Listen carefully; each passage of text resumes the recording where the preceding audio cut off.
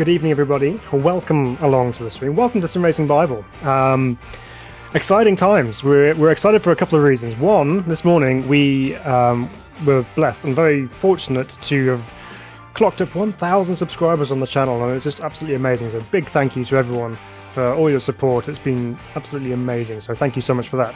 The second reason we're excited is because we have the first update for Automobilista 2 landed right now. So we're going to go jump into it, check it out, see what's on offer, and have some fun. So looking forward to this one. It's been promised to be a big update, so we're going to go through a variety of different things, and hopefully it's going to be another peach, and I'm sure it will be because the guys at Riser are rather good. So let's go jump into the sim and take our first look around the new stuff. So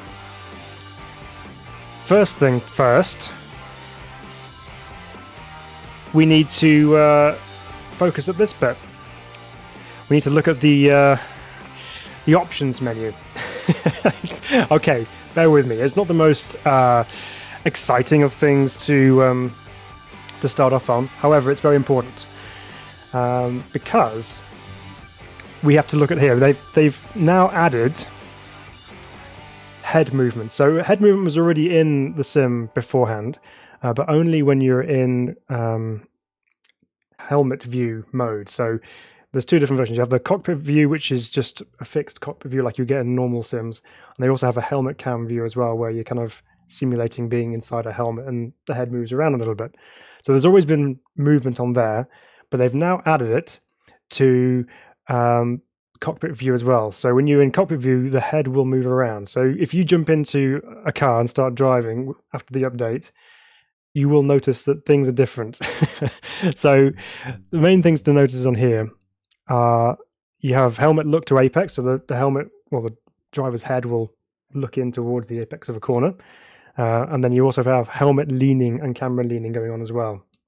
So we're going to try that out first so you guys can see what it's like, but I very much suspect we'll be turning it off because it doesn't really work for me, being a non-VR single screen user. So we'll take a look at that in a moment. So let's go back to the race menu here. Todd, congrats on 1K. Thank you so much, Todd. I really appreciate that. Ricardo Juarez, welcome to the channel. Will the two missing ones from Indycar also come out? Two missing ones. How do you mean, Ricardo? I know there's some Gen 1 cars which are coming in the next pack, I believe.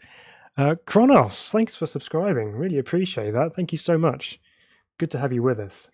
Okay, so let's go. What we're going to do, we're going to look into the test day menu and we'll take a look at what is available. And first things first, you can see there's a couple of little sneaky peeks here as to what's going on. But we'll take a look at, actually, we'll take a look at the track because, yeah, this is happening here. So one new track in this update. And as Steve says, hello, Steve. Is this the Road America DLC? Yes, Road America is here. We have Road America, or Elkhart Lake, as it's also known, in Wisconsin, in America, obviously. So we have one layout, obviously. There's only one layout for Road America, unless you want to use the motorcycle one, which has a little chicane just before the kink. So whether that will come in time, I don't know, but at the moment we have this one layout. So we're obviously going to be giving that a try. Now, car-wise, there's quite a few things to look at here. Hey, the Sim Racers Arms. How are we doing? Welcome along. So we mentioned Formula USA, or Indycar to us.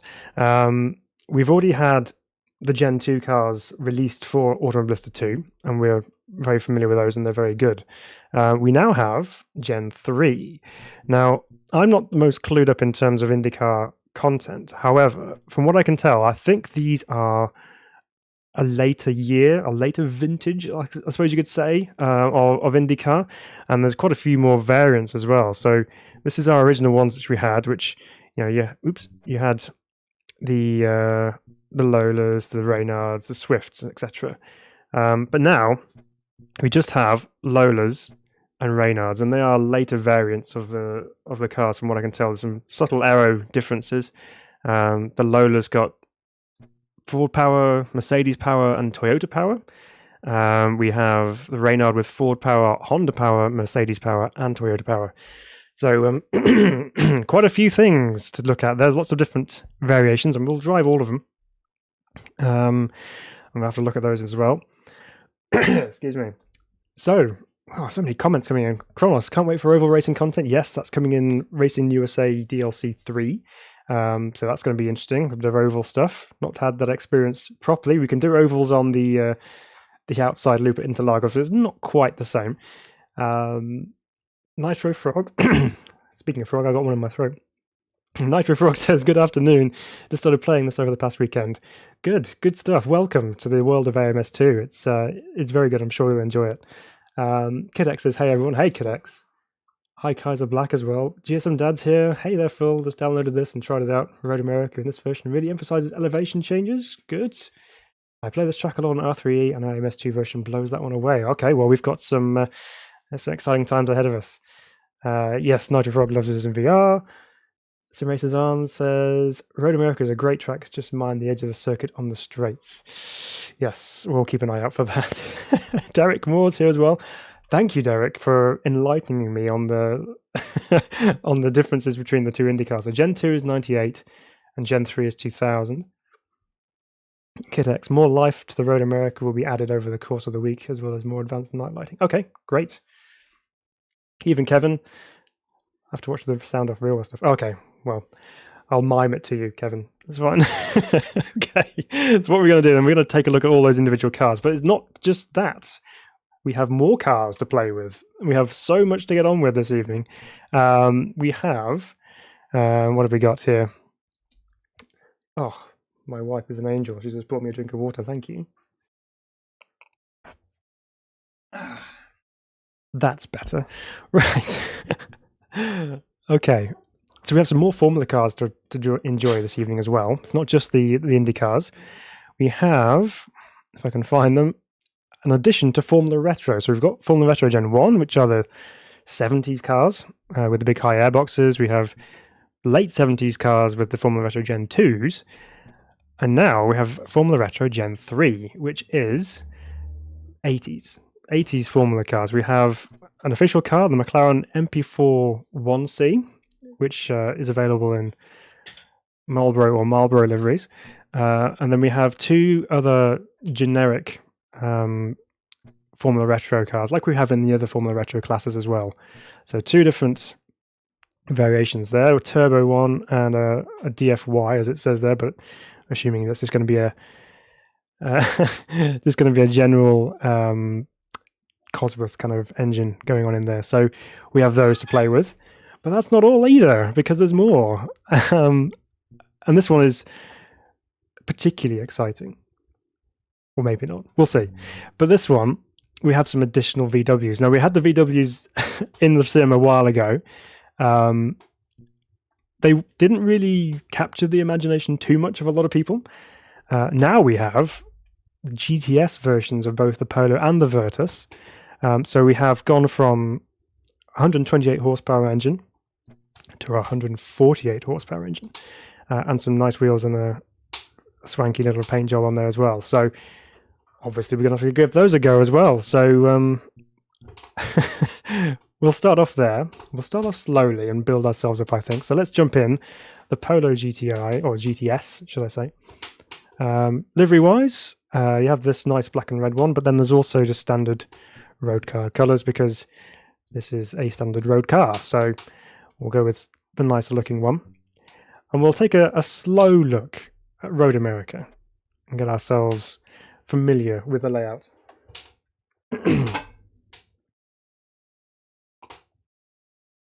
Excuse me. Still recovering from my cold, so I'm a bit bunged up.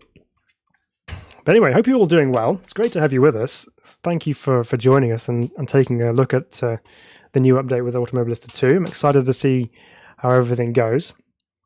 Right. Here we go then. Let's unleash 1.4 litres worth of VW engine. I'm probably going to... I don't know whether this is a manual or a DSG box, but we'll use the paddles for now.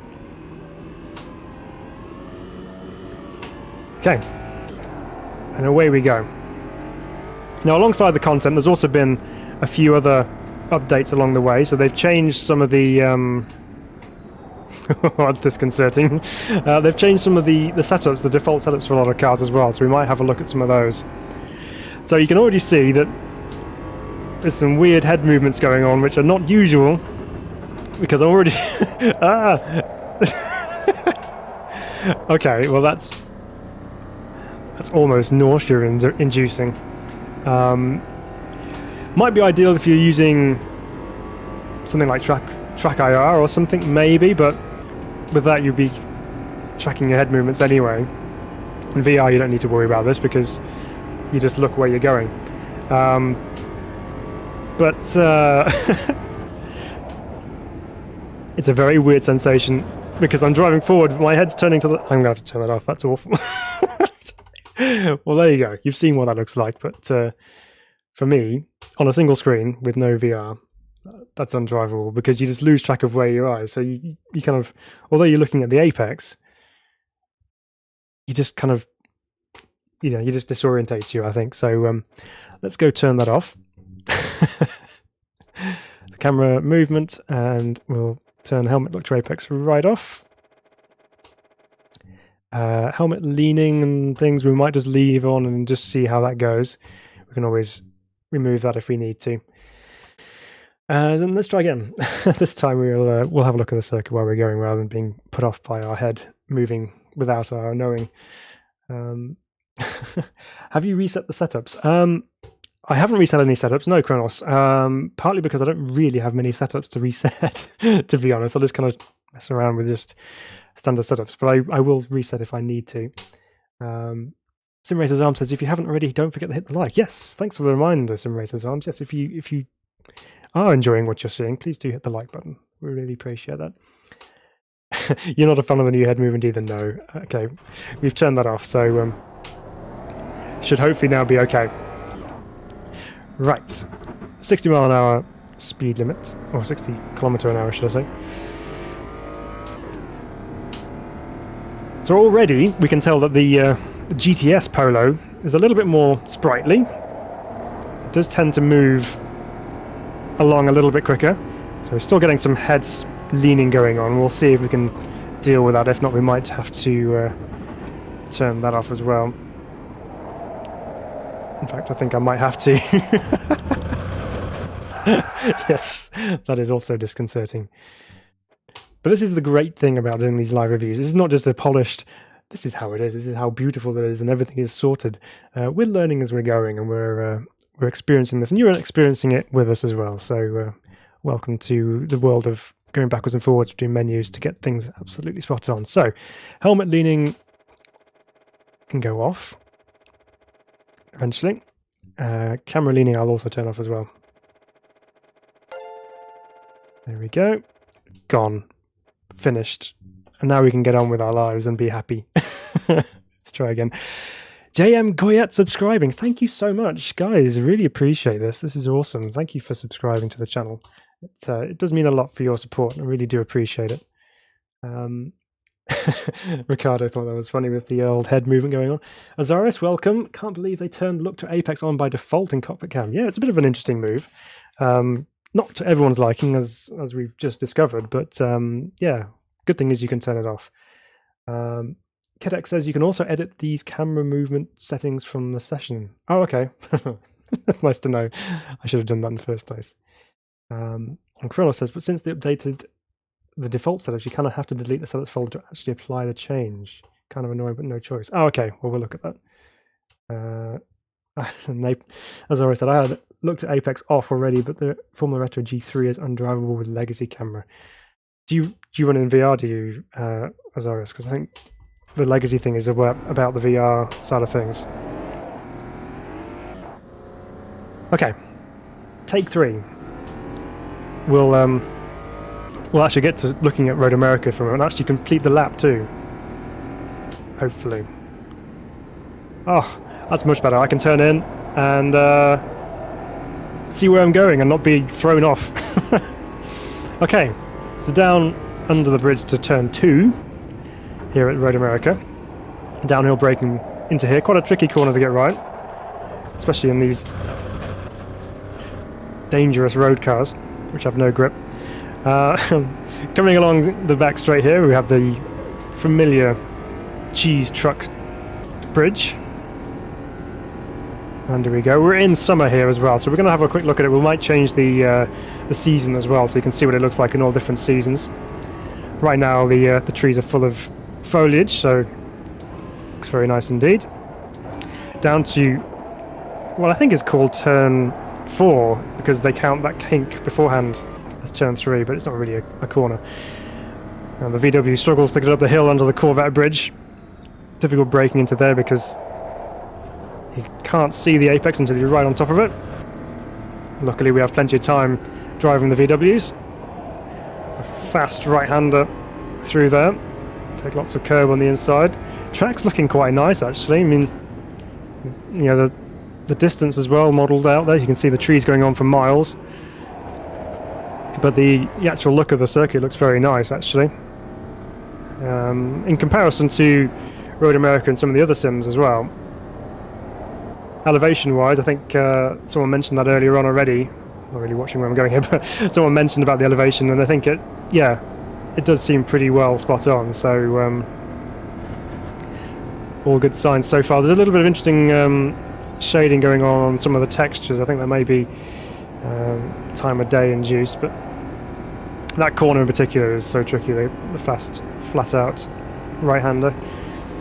Then we come down this back straight. It's not really a straight as such, but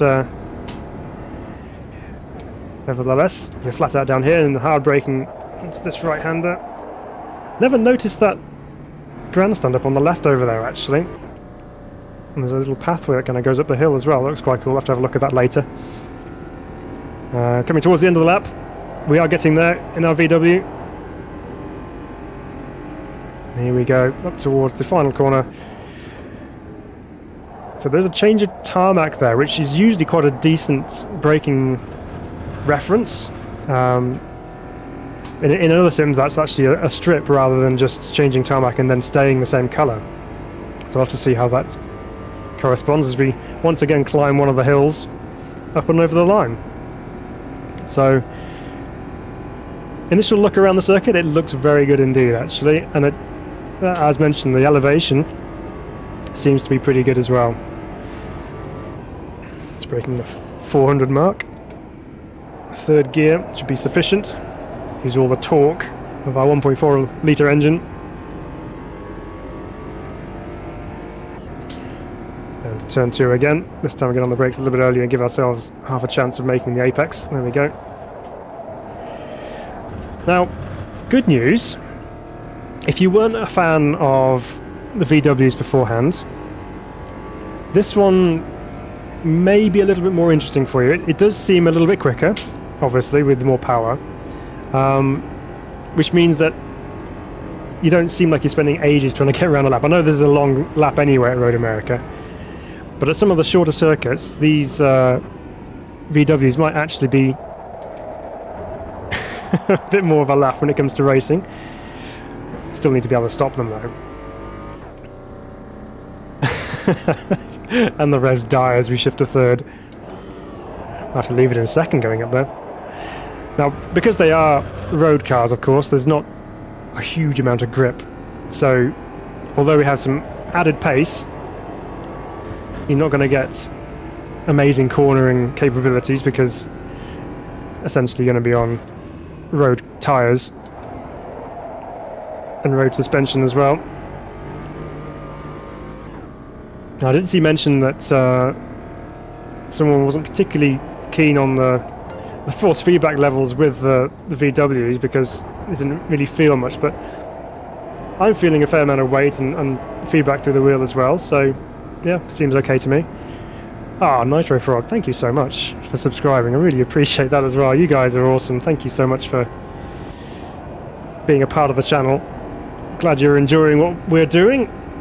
So let's catch up with some of the comments here. I think I've missed a couple. So, GSM Dad said, by the way, congrats on 1k subscribers. Very well deserved. Thank you. Oh, I appreciate that. It's been a bit of a while coming, but we got there in the end, and it's all because of everyone who watches the videos and gets involved and Really appreciate you guys, so thank you. So Azara says legacy equals no lock to horizon. Turning it off makes the horizon immobile, but the car bounces up and down like a trampoline. Oh, okay. Yeah, so I have to look into that at some point. And 7 below, what's the name? What's the lobby name? I haven't actually got a lobby set up yet. We're just purely taking a look at the content. However, if you guys are up for it, we might set up a lobby and we'll do some races. How about that? We might do some fun races together.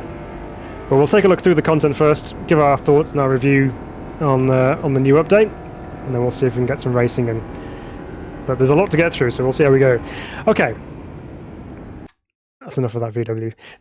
So not really necessarily the circuit, not really the circuit for the VW. However, I think on the shorter ones, the tighter, twisty ones with more corners, could be a little bit more interesting. But again, it's more content for the game. It's more different content that you don't get in other sims as well. So it's always nice to have new content, and regardless of what type it is, it's always good to have it there as an option to use if you want to. So that's good. Okay. And I'm pretty sure the Virtus is going to be more of the same. We might try it on a shorter circuit later on. So let's pick up the pace slightly. I would suspect it's going to be hard to tell which one's going to be quicker, actually, whether the Formula Retros or the Formula USA. I think Formula USA is probably going to be the quicker of the two. So let's jump into the Formula Retros then. So as we mentioned, 3 different variants. Formula Retro Gen 3 DFY, which is essentially a Cosworth engine car. Formula Retro Gen 3 Turbo, which is very much similar-ish to a Lotus 97T, I think it is. And then the McLaren as well. Very frontal driving position in these Formula 1 cars. Your feet are right over the front axle. Very odd-looking cars when you think of Formula cars nowadays as well. It's yeah, very different to look at. So let's have a look at some of these liveries then. What have we got to work with here? So the DF... Ooh, hang on. It's DFY on there. And you go into the livery selection and it says DFV. So there we go. It must be a typo. Mesoleptic J, hi. How are you doing? Going to be one of the streamers missed the start, but hope you're enjoying the new update. Oh, okay. Yeah, absolutely. Definitely enjoying the update so far. We only just jumped into it, but so far so good. Welcome to have you with us. Simracing Arm says F1 Gen 3 McLaren drifts the entire carousel at Road America, whereas the Gen 3 tries to kill you. Oh, okay, it's good to know. We'll find out. And Steve's up for some lobby racing. Okay, we'll see if we can make that happen. So, retro liveries, very much retro liveries. Out of these, that's kind of Tolman-ish, very similar to a Wolf. I'm wanting to say Arrows livery, kind of the gold and black look. Some green, and that's a very it's an interesting color combination, the kind of cream and green, but yeah, they're retro liveries. I reckon we go with one of these. We'll take number 15 out for a spin. So we'll go to Road America, of course, and we'll give it a go and see how much quicker it is compared to the VWs. I'm expecting the Polo to be faster, to be honest. Anyway, MFV videos. Hello. Well, greetings from Argentina. Hi, Argentina. Hope you're doing well over there, MFV videos. Good to see you. It's supposed to be DFY. They had upgraded from DFEs at this point. Ah, okay, right. So that is DFY, but DFEs on the livery screen is wrong. Okay. So, H-pattern gearbox time, and a whole heap of power. Let's just have a quick look at setups here, just because I'm curious to see whether there's anything about boost. Drivetrain, is there anything on here? Radiator opening. Okay, it doesn't seem to mention anything about boost, but then it won't because this is the DFV version. We'll check it out on the turbo version next. Right, let's go drive it. Enough talk, let's drive. First of all, a bit of a sound update. Sounds pretty good. I mean, we got some nice popping and banging when the The engine goes into overrun mode, and there's no obvious loops in the samples.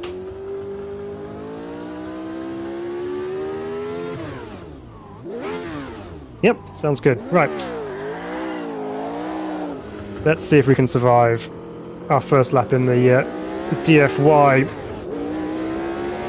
Formula Retro Gen 3. We have cold tyres, so need to be a little bit careful.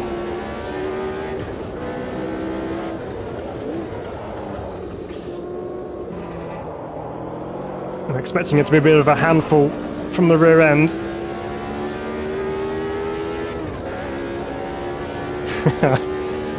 That sounds good.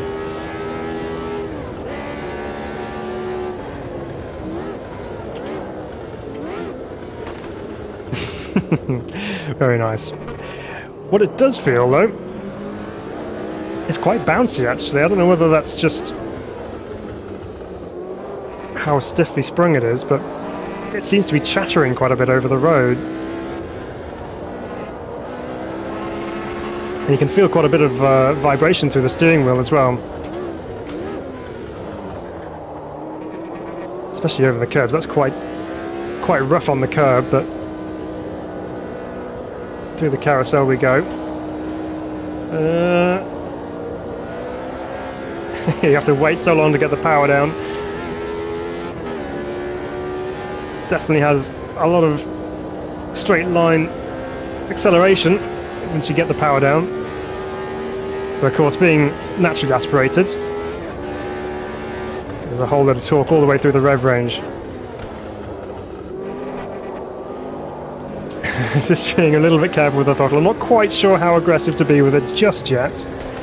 Just pick up the pace as we go, just to feel our way in. Tyres are coming up to temperature now. Whoop, bit of a wobble there. And again. It's lively at the rear. So Ricardo says, hope the ovals and yellow flags arrive soon. Yes. Yeah. We'll have to see when Pack 3 arrives for the Racing USA DLC.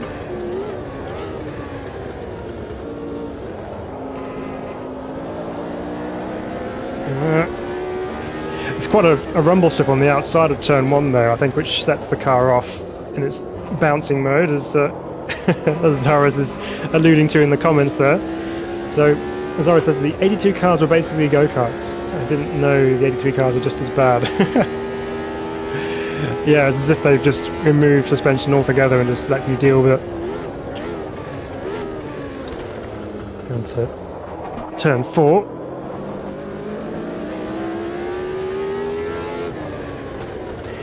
Grip levels are coming up now. Just need to increase the confidence levels to match. Ooh, hello. There's some grass. I do like actually the texturing off the side of the track as well, so you can see that there's quite a plentiful supply of grass on the outside. It's quite long, so one needs to get the ride-on mower out and just give it a bit of a trim. But alongside the track there's quite a bit of dirt, I suppose you could call it, where it's been run over, and it looks quite nice. A lot of life to it.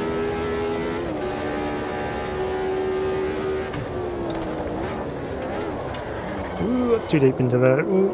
But luckily, as we have big slicks, I managed to get away with it.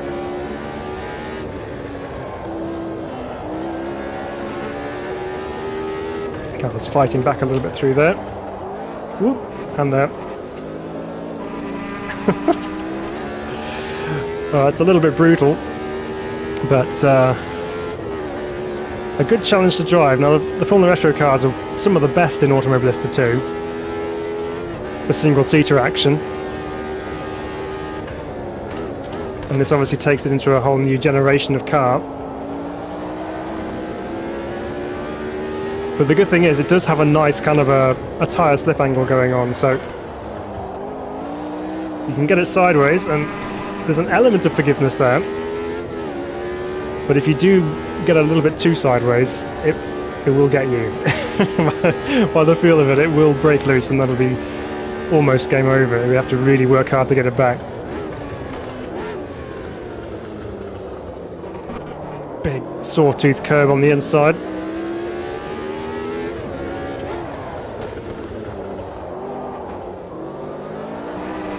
Ooh. Now the rear tyres are, I believe, larger than the front tyres in this car, so I was kind of feeling it getting a bit caught up on the curbs there when we ran wide, which you would expect. So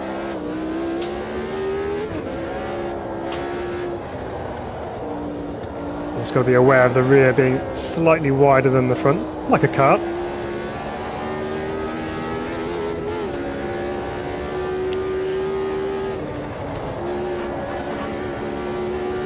Eventually we'll pick up a bit more speed through the kink.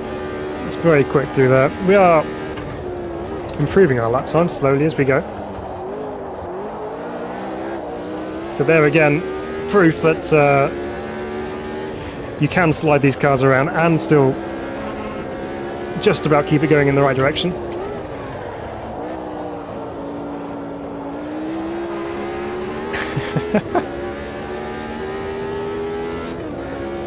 Kidek says, yeah, I already mowed the grass a bit recently. Did you? Ah, good. Grows faster in Wisconsin, hey?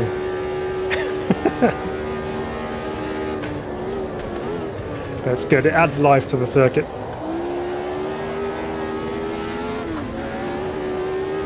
Okay, this car is really coming alive now. As we're pushing on a little bit further.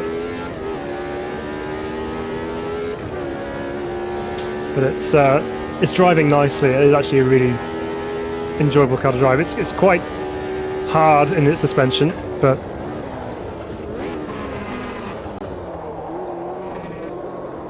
that's absolutely fine as long as you can drive through it. And obviously you might be able to make some adjustments in the suspension settings in the garage.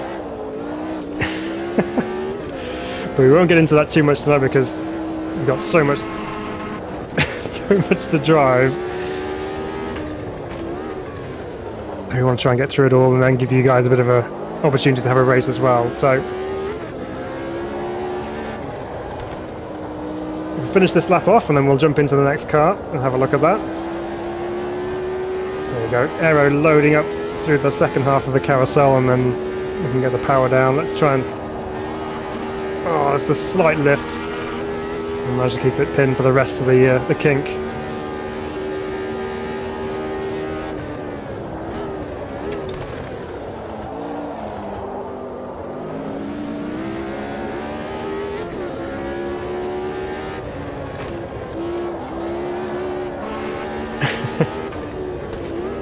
Now, just kind of playing around with the throttle in this car. It's not the smoothest of drives, obviously, but just playing around with it, just seeing what the limitations of the car are and how it actually reacts to some more aggressive inputs. But okay, strong start. The DFY variant of the Formula Retro Gen 3. Good car, good fun challenge to drive as well. So what have we managed there? Best of a 159.4, albeit a very wild 159.4. Okay, let's go have a look at the next one. Let's add a turbo to our mixture here and see what the next car is like. Oh goodness! Right, Formula Retro Gen 3 Turbo. What's our livery options here? So again, we have a few retro options. Kind of Minardi-ish, late 90s Minardi-ish, blue and red, so nice red Fudizo livery. I know exactly which one that one's based on. We've gone Delta rather than Beta. Well done. Very good. We'll run that one, I think, for this. Okay, so just a mere 909 brake horsepower from this 1.5 litre engine. It's got adjustable turbo, yes, it says. 5-speed H pattern, a V6. Let's roll on the date a little bit. Let's go through to September. See what changes in the in the foliage around the outside of the circuit, see what it looks like. But yeah, circuit-wise, layout feels very similar to how Road America feels in iRacing, actually, in terms of the layout and its topography, so its elevation changes. Very, very similar. In fact, I probably wouldn't be able to tell the two different between the two of them, really, if I was trying to imagine it. But yeah, it feels very natural to drive, and everything's in the right place for the same kind of feel, if you see what I mean. So it's good. Right, this time let's have a look at the setup. Can we change the... It's got boost pressure, there we go. Yep, 50% boost pressure.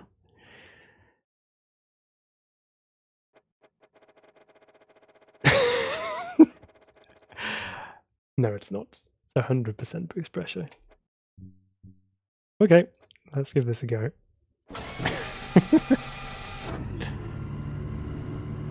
Nice starter sounds going on. Okay, let's give it a sound test.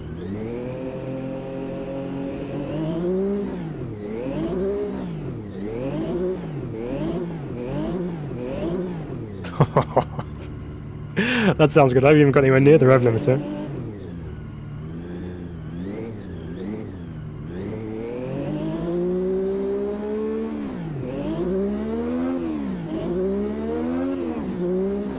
That sounds incredible, doesn't it? Right. Let's go have a see what this turbo is like at full whack with cold tires. Oh, that sounds amazing. We're already up to a mere 6,000 revs.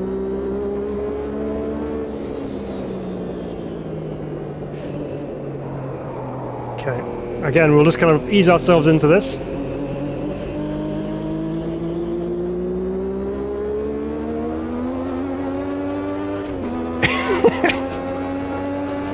When the boost kicks in, you're off. That sounds awesome. I suspect... Oh, look at the turbo lag. Whoop! This is low revs, you put your foot down. Nothing, nothing, nothing, nothing, nothing. Go!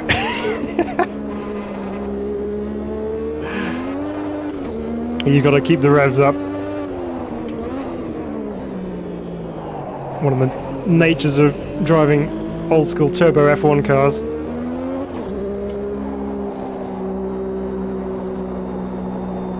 Okay, nice and easy around the carousel.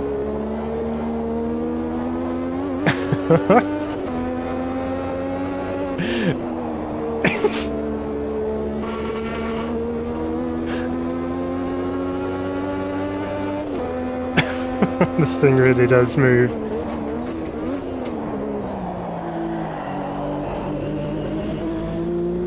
But again, you can save it when it's having a little bit of a slide, which it will do.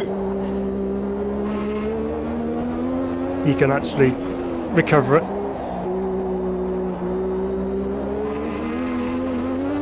You almost have to plan ahead for when the turbo does actually spool up and then give you all that power in one big lump. So you can actually probably get the power down quite early, and then by the time you're through the apex of the corner, you've got your power to get down the straight.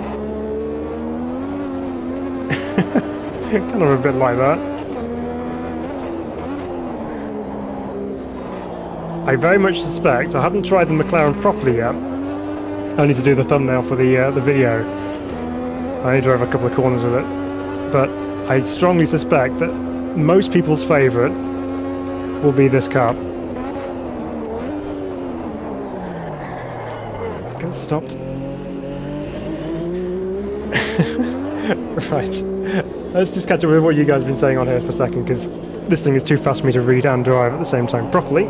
So Kidek says the autumnly foliage is starting since October now. Ah, okay, so that explains why everything looks fairly similar.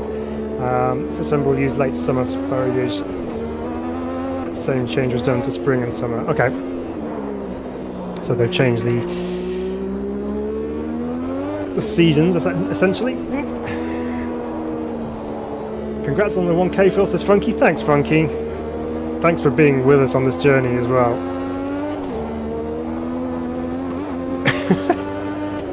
Azara says, show the telemetry to see if it hits 1,000 brake horsepower. How do I show the telemetry, Azara? We'll have to have a look into that, see how we can do that. Your pit guy was having a seizure from the sound.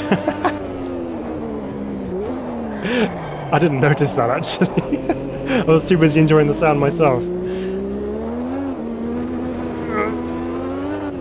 Driving one-handed is always a challenge as well. So, Kronos says, Ed and Senna used to keep the turbo spooled by stabbing the throttle repeatedly through the corner. What a guy. Yes. Yeah, absolute hero. Got the most out of all of his cars that he drove, and this was one of those which he excelled in as well.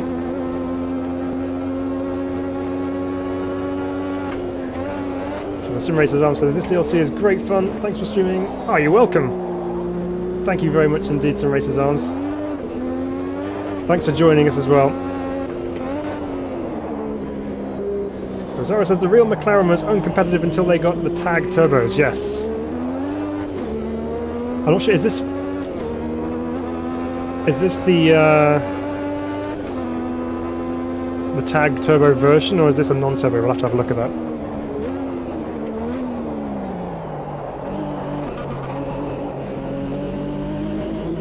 Almost gonna have to use some left foot braking to keep the turbo spooled up. It's a very unique type of car to drive, this thing.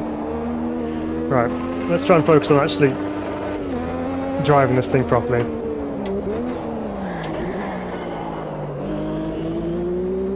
See if we can actually extract some kind of performance out of it.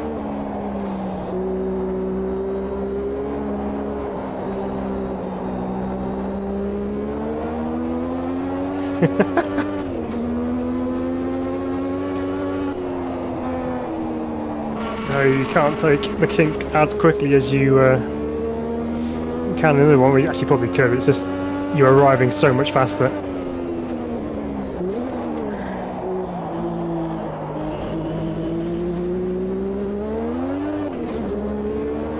It's almost like you need to be in a gear lower just to keep the power band active.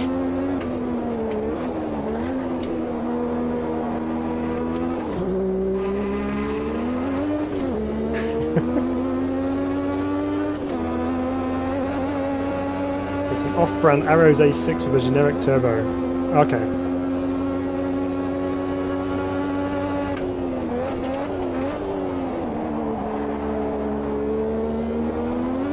It's backing it into turn one.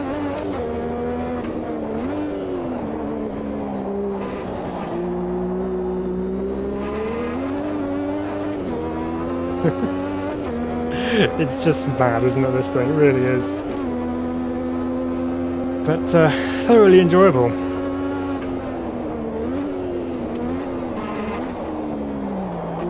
Oops. Bit of a rally driver's cut there onto the inside.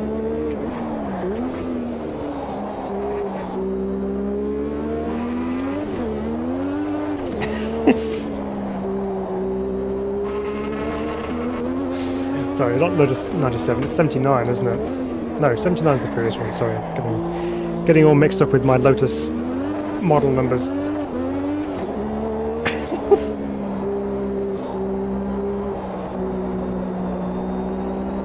Okay, come on, boost.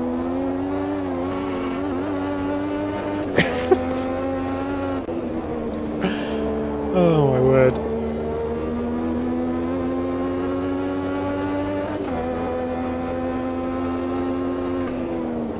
Well, we're 4.5 seconds up on our fastest lap time, and even that's not particularly highly polished.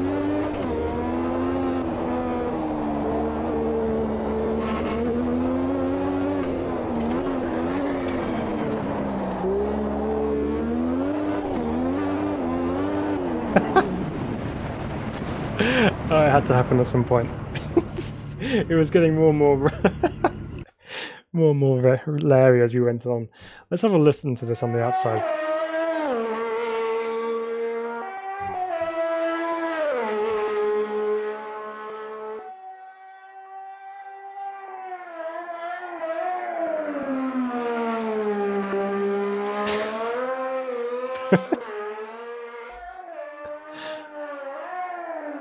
Nearly caught the grass there on the outside.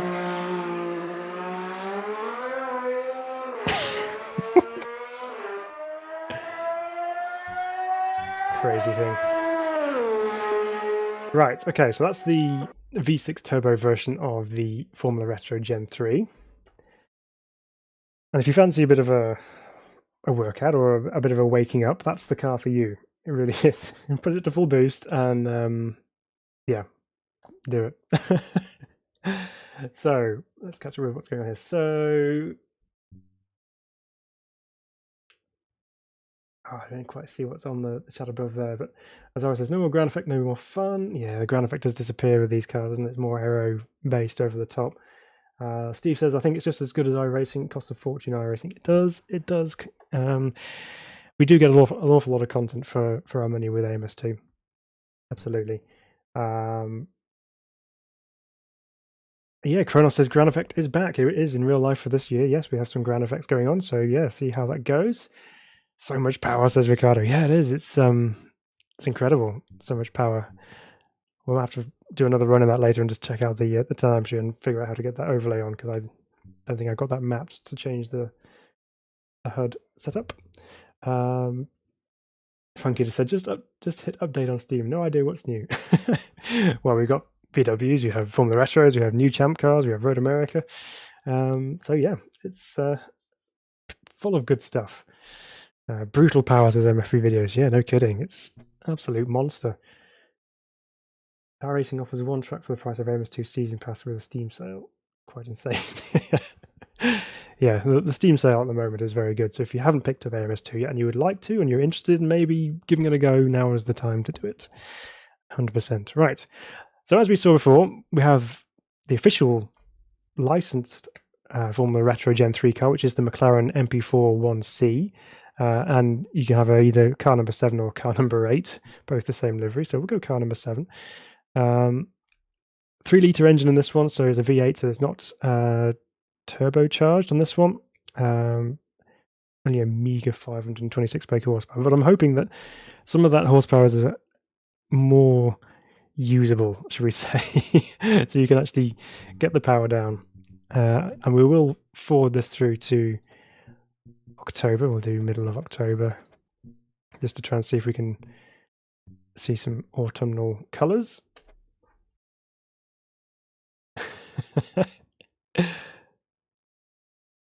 So what have we got? Ricardo, I hope one day you can make a career with subscribers. I'm in. Oh, thanks, Ricardo. Thank you. I appreciate that. Well, it's good to have you with us. We'll see.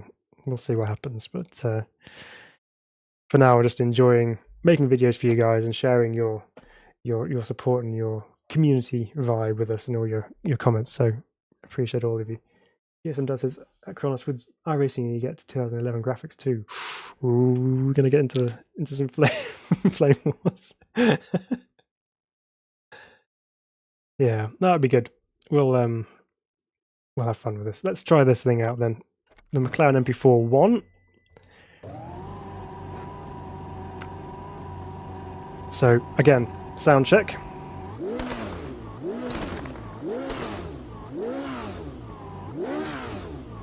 What I love about it is it's not just the same popping and banging on the over and every single time you rev it.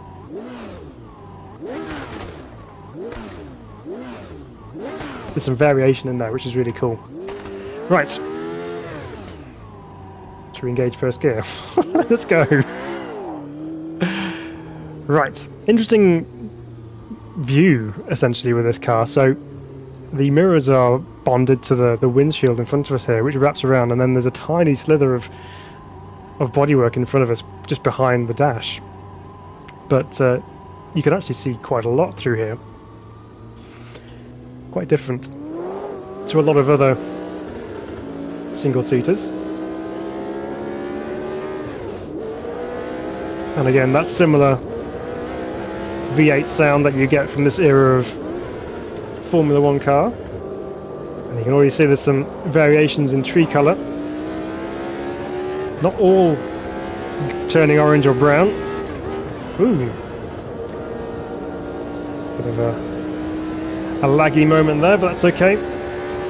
See if it's improved.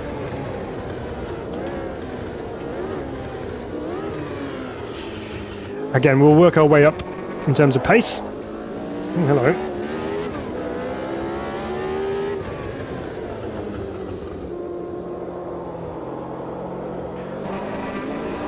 Cold tyres doesn't want to turn in there, but that's okay. We'll see if that improves when we obtain some grip.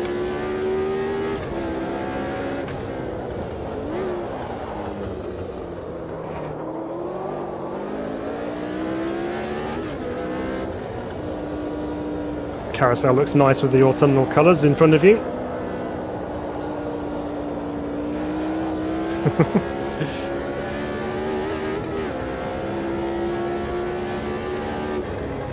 Dara brakes the first time through the kink, just to absolutely make sure we get through there in one piece. Turbo lag, PC lag, yeah. The turbo broke my PC. Can't keep up with its spooling.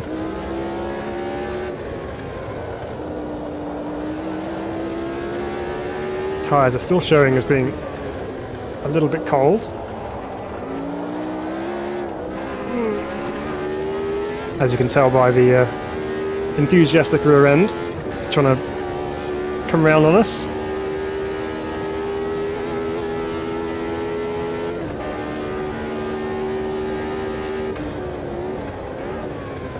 The high revving V8s do seem to sound like you're going faster, even though the V6 definitely feels like you're going faster.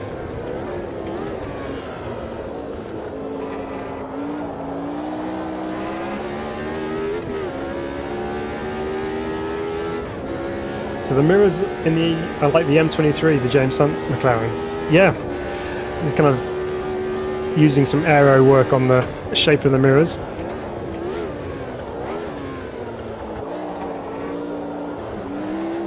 Still showing blue tyres. Still cold, essentially. Let's try and warm them up a little bit.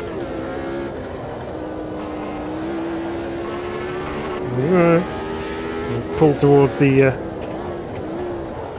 dirt on the outside there.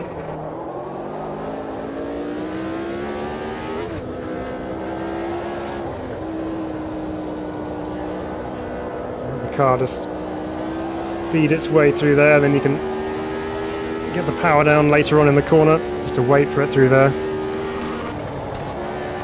Ooh, those are turning that time. Grip levels are increasing, only taking a couple of laps, but we're getting there. He says, going too fast into there. Still trying to warm the tyres, it's my excuse. So I thought I'd increase the scrub. Ooh.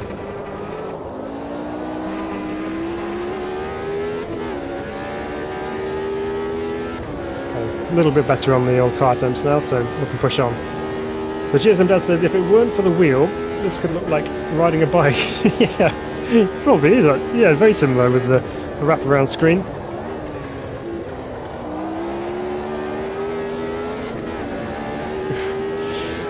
Balancing it through there a little bit.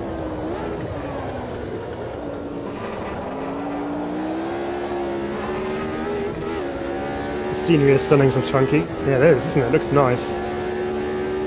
Sure, I get plenty of 360 panoramas driving these. Especially if you turn boost up on the turbo.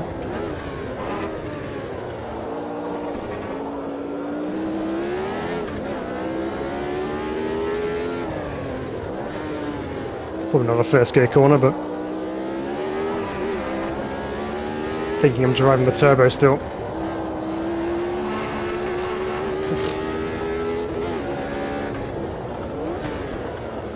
Cross skating down to second for the left-hander.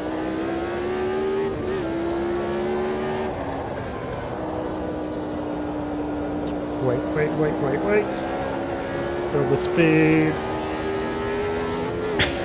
We go. Right, let's see if we can take this nearly flat. Oh, we probably could take it flat actually. The very slightest of lifts.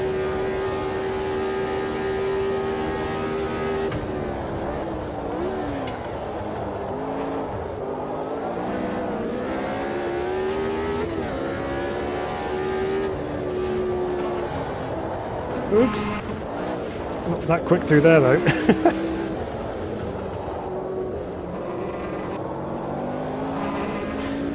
Alright, well. Mclaren feels good. It's, again, good feedback through the wheel. Certainly know what's going on underneath you. It doesn't feel quite as bouncy as the other two cars. It seems a little bit more planted on the ground. And again, very easy to apply some opposite lock to work through those slides.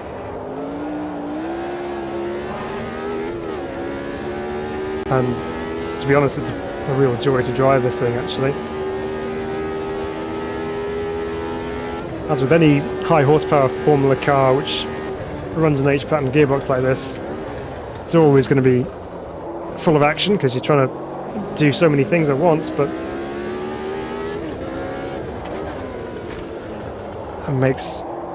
that's what makes it so much fun anyway.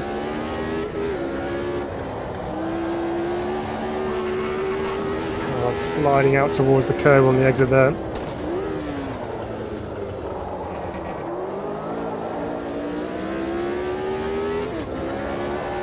So, in comparison between the three then, I think this particular car, the Mclaren, is probably the easiest to jump into and start driving quickly. So if you wanted to get used to this kind of style of Formula Retro car, this is probably the one to start off with. I mean, the DFY version, again, fairly similar, but that stiffness in the chassis makes it a little bit more of a unique drive. But this is more like you would expect to find in the earlier retro classes. Which is probably why this particular McLaren was quite a successful car. It's because it's that nicely sorted. Under the Fanatec bridge we go.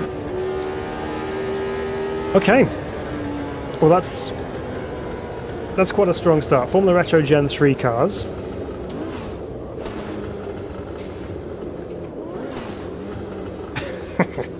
That just sounds amazing. The Formula Retro Gen 3 cars are brilliant. It's getting to the stage now with Automobilista 2. We have a lot of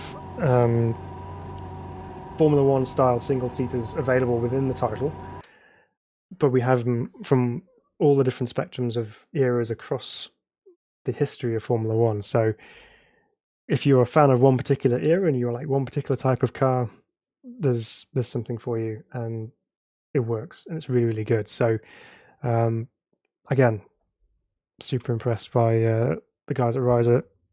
Excellent job with those three cars.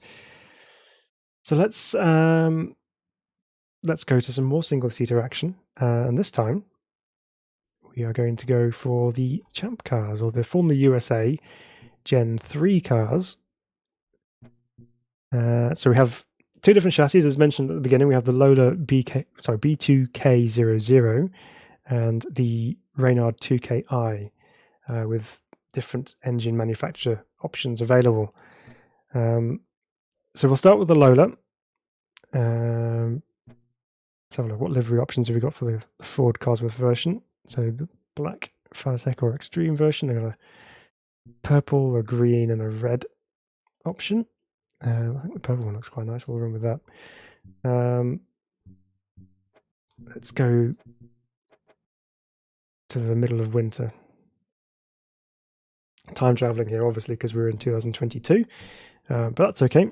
Get an idea of what the weather's going to be like for near enough Christmas time.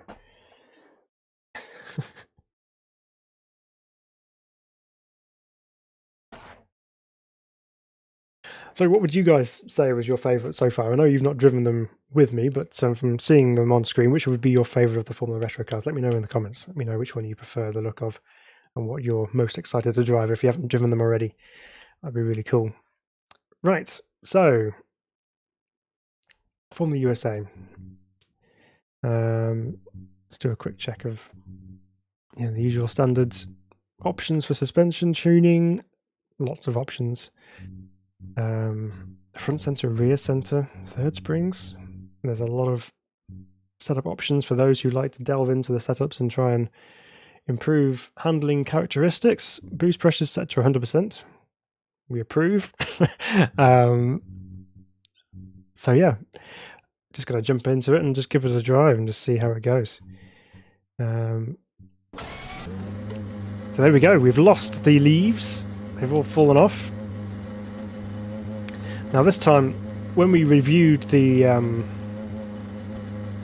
first set of Formula USA cars, I was using the H-pattern gearbox, but they are actually sequential. So we'll be using the paddles for these ones.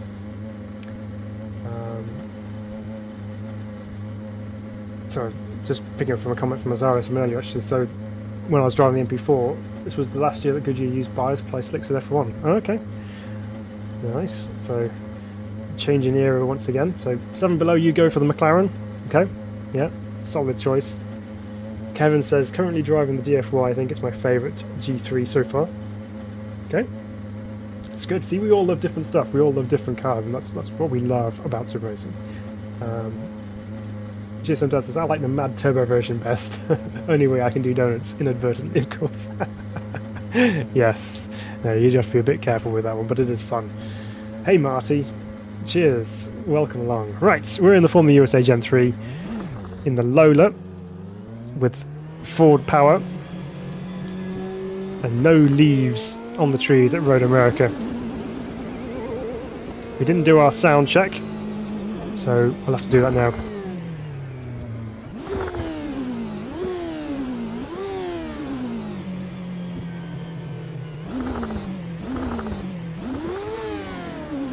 Okay, sounds good. Let's go give it a rep. Wow, Road America looks barren, doesn't it? We've even got some snow over there, look. I suppose Wisconsin does get some snow in winter, so that's pretty cool. The only time I've seen snow so far is on the mountains in the distance at Monza, so that's a little bit closer to the circuit.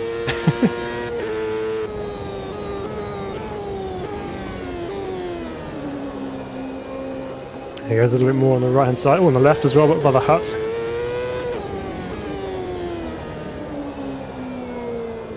You know what, it actually makes a huge difference to your references when you're driving the circuit, when you don't have those trees to aim for or look at.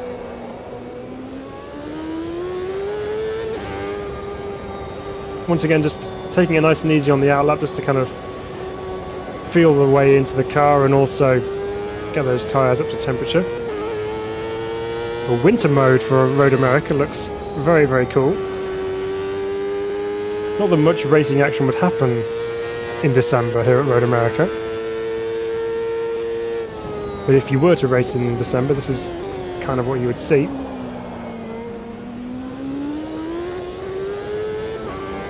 Hey Charlie. Charlie says, definitely can notice improvements Rise was made on the differentials. Too busy reading and not watching where I'm going. Feels more natural off throttle. Yes, no, the cars do feel good, and they are improving every single time as well, so that's good. So Kronos definitely driving the Turbo G3 for a free arm workout. Yes, turn your force feedback up as well. Get the real deal. If anything, the undulations in the road and the hills on Road America actually look different without the trees in full foliage. It actually feels different in terms of its elevation changes. I don't know whether that's just me. So Charlie, you actually live about 5 hours from Road America.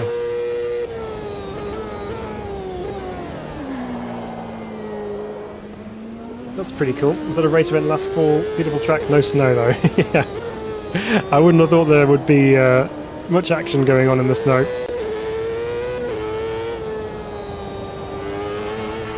So already, obviously we've gone quite a step forward in terms of time between the Formula Retro Gen 3s and the Formula USAs.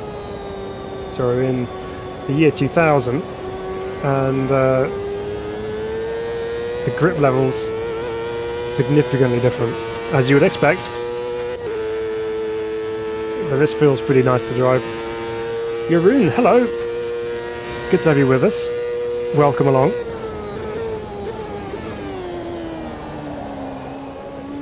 Still trying to figure out just where I need to brake with this thing. Tyre temps are coming up nicely though, much quicker than the Mclaren, even with the snow.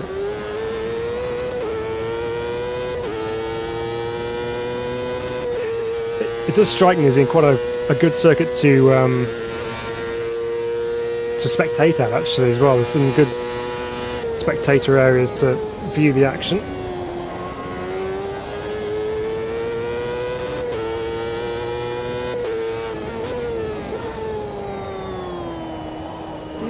It's too deep into there. Hey Frederick. Frederick says you deserve it. I'm hoping that it's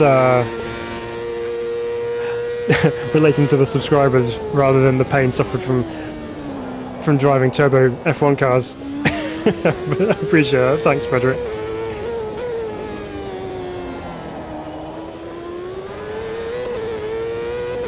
So Marty says skins for these on RD hopefully soon. Yep. I haven't actually added any skins to AMS2, so something I'm going to have to look into doing, because I do know the community do create some very nice liveries for it, and we do our own liveries for other sims, so might have to investigate doing some SRB liveries for some cars in AMS2. Through the kink we go, flat out, no problem.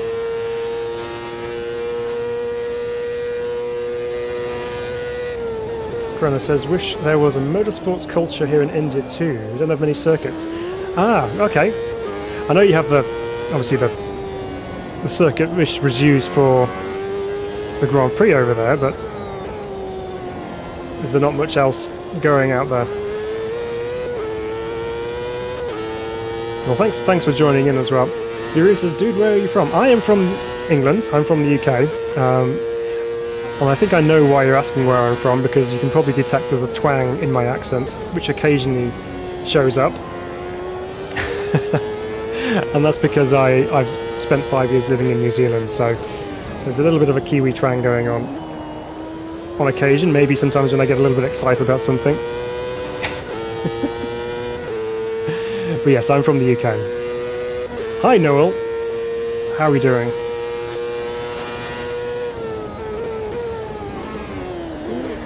Still not getting my braking point right for turn 4.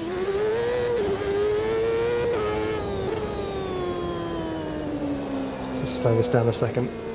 So Kidek says you can really see how much of a quarry the track was and how it was dug down in some places while building. Yes! So there's a few areas we can see where there's some kind of tiered landscaping, I suppose.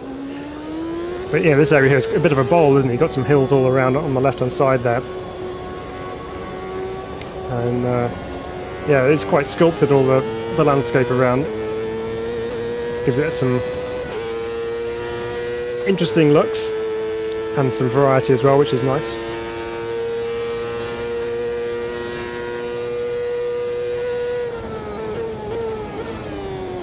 So all the details are so good on the tracks, says Charlie, even the walking path to the right after the kink. I'll keep an eye out for that. Had my eyes full of other things, but I will check that one out next time round.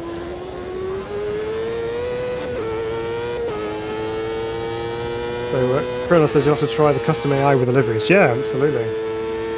Funky can't wait to drive an SRB Fusca. You know we're going to make that happen. You know we're going to do that, but Funky, it has to be done.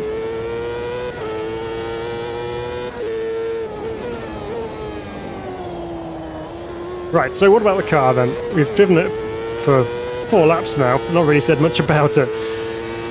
Looks-wise, dashboard's nice and clear, got some good indications on the steering wheel.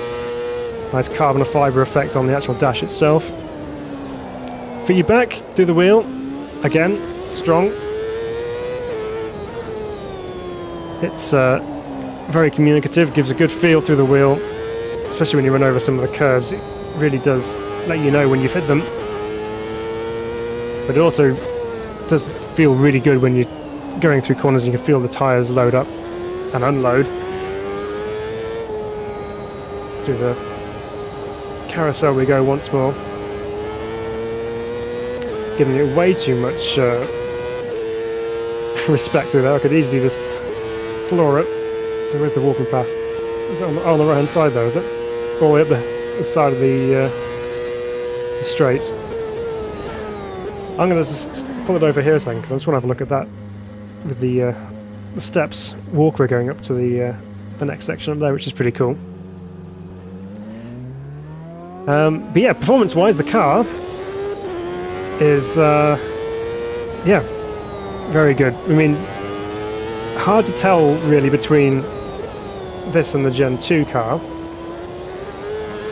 There may well be some difference in lap times when you really dial into it and get some comparative lap times on the board. But jumping into it for the first time, there's not really a huge noticeable difference between this and the Gen 2 cars. Because obviously there's only a couple of years of development between them.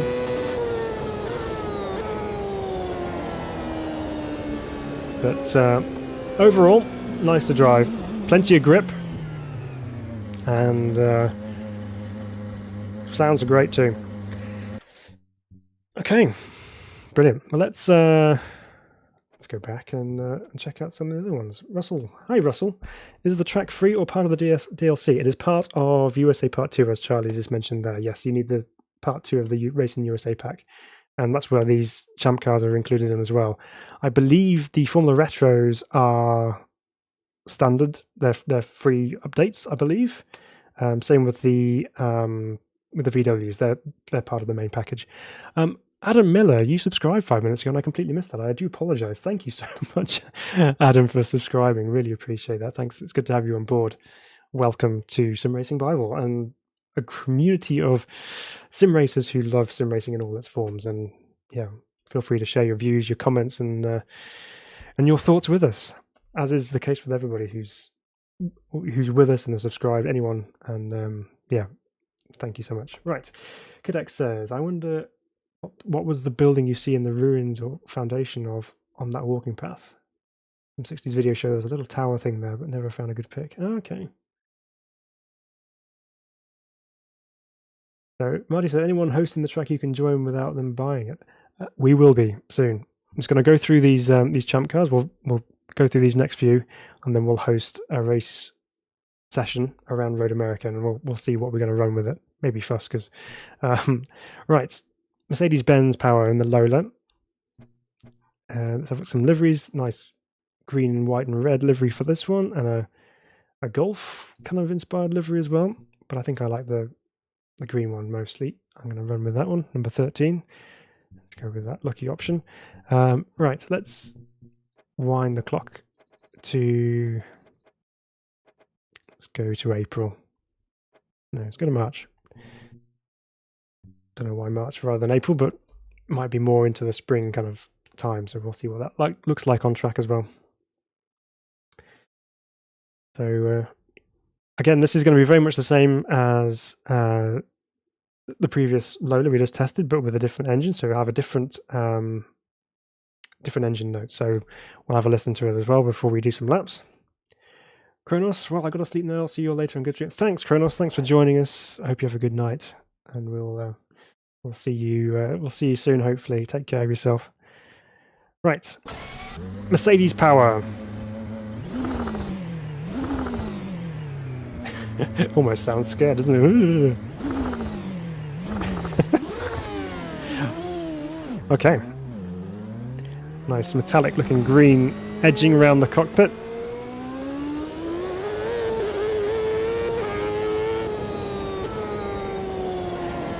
Okay, now we've got to build all that temperature up in the tyres all over again. Trees are still looking slightly barren, but oh, we still got some snow as well. Wow. So if you want snow, this is the place to go.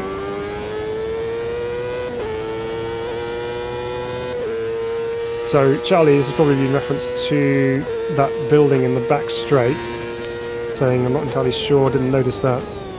The sound is insane on that back straight though.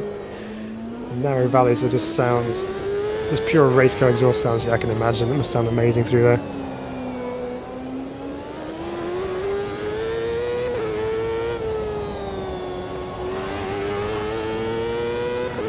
It's so interesting, isn't it, with the different seasonality of the circuits and just seeing how they change as they go through the year. And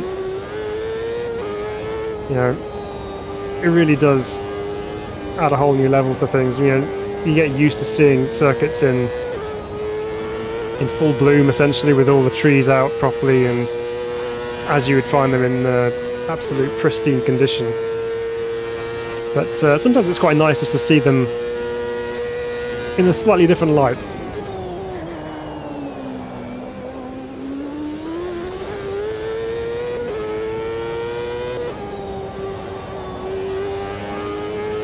So the Mercedes engine, once it's up to speed, sounds quite a bit smoother than the Ford version, but very subtle differences. It's obviously a high revving V8 still, pushing nearly 15,000 RPM.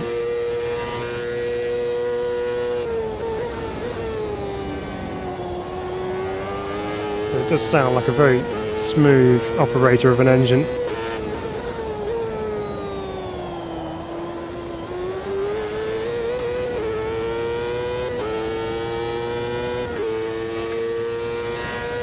Very, very good sounds, and again, same feedback as you would get with the Ford version.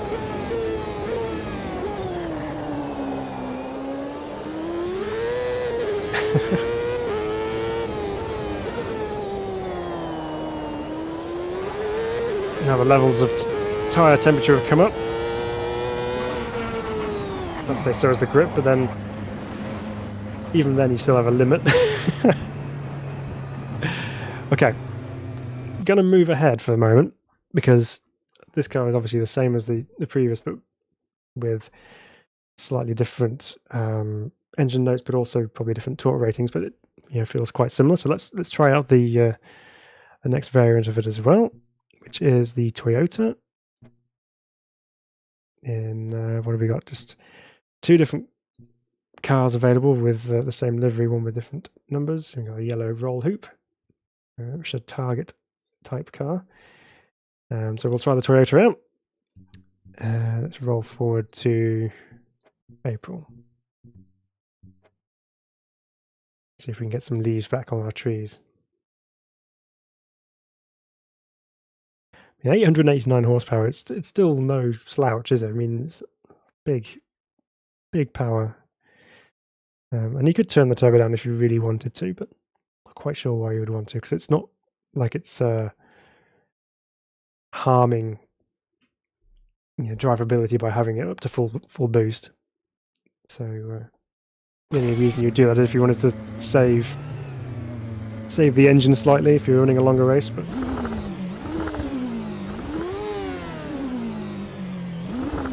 very, very subtle differences between this and the other two engines. Okay, let's go take it for a drive and see what it's like.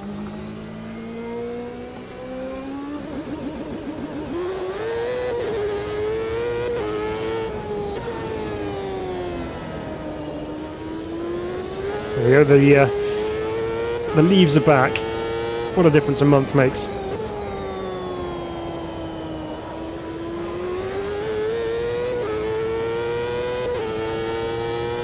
Yeah, so Funky says, must have been a lot of work in these seasonal tracks. Don't think riders get the credit they deserve. Yeah, absolutely. I mean, making the different variations and when they kick in and when they change to the next one, it's a lot of work.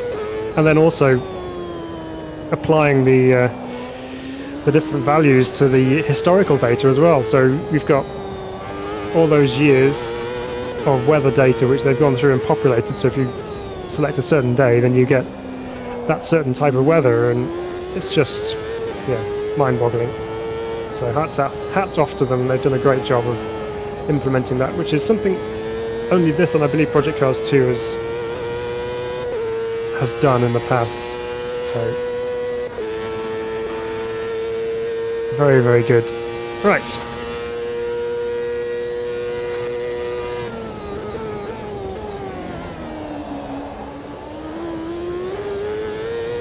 What's this car like?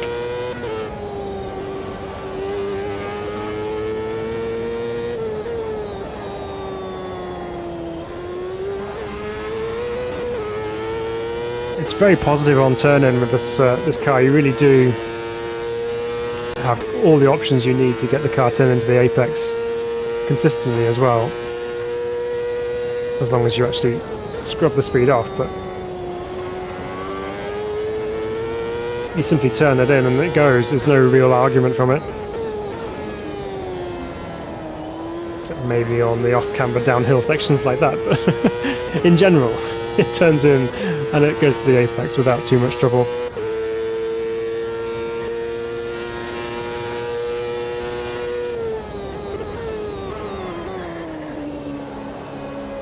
You also need to brake early enough to make the apex.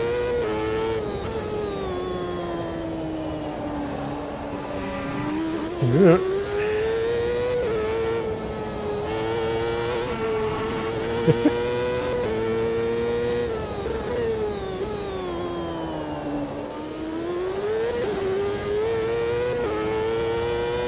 So although there's quite a lot of grip with the car,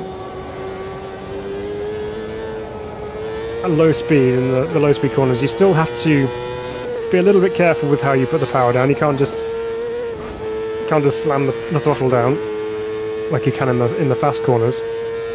In the low speed stuff, you do have to be quite precise and feed the power in. Oops, there's the grass.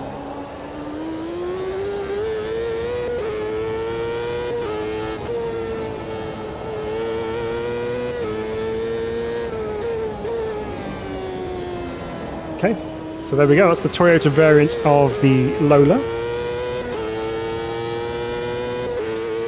Again, very nice to drive. It's got its own individual sound.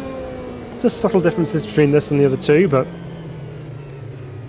still very nice indeed. Okay, let's go check out the next one. So, let's have a look. So an endurance event, says Charlie, with changing conditions would be really fun in AMS2. Yeah. And obviously you could put up to 3 weather slots in there as well, so you could change it up and make it different. And then not quite sure what the longest length of time that you can set in AMS2 is for a race. We'll have to have a look at that. Clearly, welcome along. New to the stream. Good to have you with us. I've only been sim racing for about a year. Okay, cool. How are you finding it? Happy to see AMS2 get some love since it's become my favourite sim. Yes, you see, we like a bit of AMS2 over here. Is there a reason you're not using the updated UI? There's an updated UI? No, there is no reason. Other than not really knowing about it. I'll have to look into that. Is that an option you can change in the game? I haven't even checked. But no, there's no reason. Marty, for some reason I now want brats and cheese. Is that... Have you given in to subliminal messaging from the advertising over the straight, Marty? Reynard time. Right. Momo livery on the side of this one. Some other options. Straight up lager, just because that's what it is. Blue and white. Calyx, I think that's a shell type livery. Black and grey with some orange detailing, very nice. And nice blue one as well. I'm gonna run with this one actually. That's quite nice. This is the Cosworth Ford motor. So newer HUD widgets. Just back out here a second. Hang on a second. Gameplay. Display. I don't tend to run with an awful lot of heads-up display on. I run it on the light mode, so that's probably why I don't see much to do with it. But I'll certainly check it out and see if there's anything that I've noticed that's changed. Right. Let's go again. Let's try this. Oh no, I'm still in the loader. I'll have to come back out again and reload. Yeah, I didn't know there was a new UI as well. I knew there was one for rFactor 2, which, on a slightly different topic, is an improvement. It does make more sense than the previous one.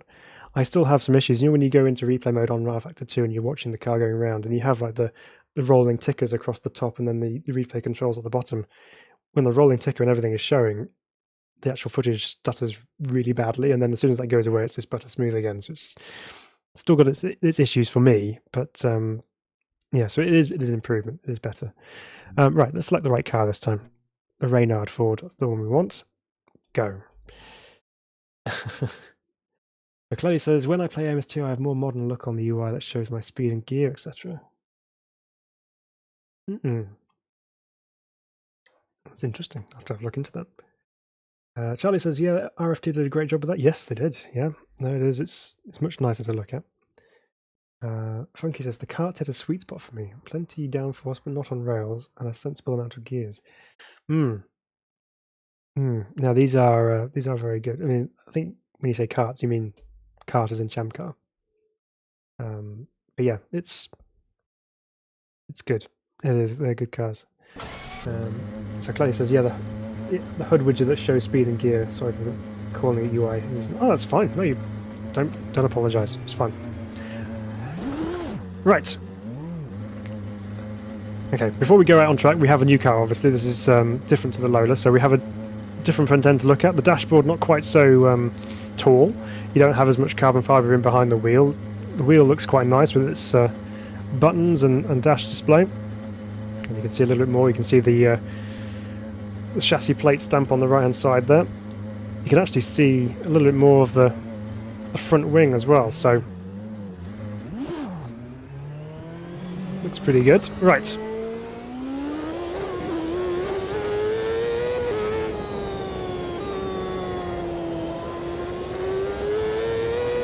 And straight away we're back into it.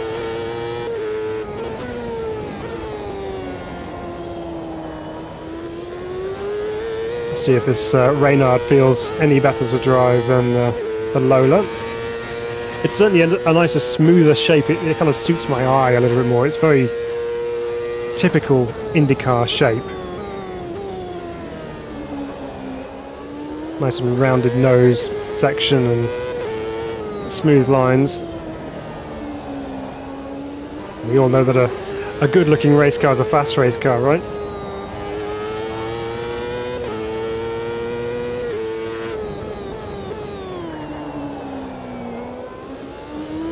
So as Jason does that, I use the more detailed HUD widget too. It shows gas and braking. That helps me control my lead feet.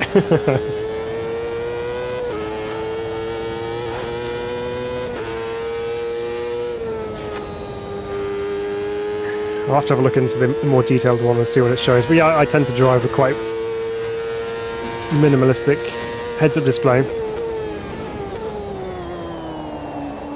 I think if I had any more on, it would just be too much, especially if I'm streaming with you guys, because I've got the chat on the right hand side and the the events on the top left, so I've got a screen full anyway. But it's all good. We'll have a look at it and see what it's like. Let's go back to that in a moment. So Charlie, she says, do you ever race in VR?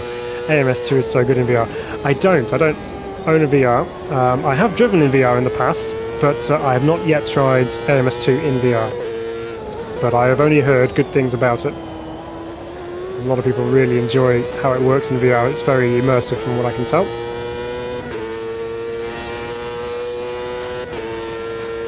So Frederick says, I wrote you deserved it when you were talking about 1,000 subs. Didn't realise the stream was already 1 hour in. Hopefully it was good timing on it. I knew what you were talking about, Frederick. It's all good. But I appreciate it all the same. So I'm certain the channel will keep on growing. I hope so as well. I mean, eventually that will happen, but it's all down to you guys, and if you enjoy what I'm doing, then I'm happy.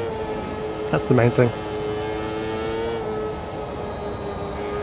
But it'd be nice to keep it growing, and it's been growing all the time as well, so it's nice to see.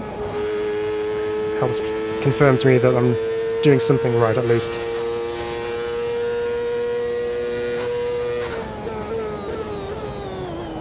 So we've let the car get through a first couple of laps and settle itself in and get itself up to temperature.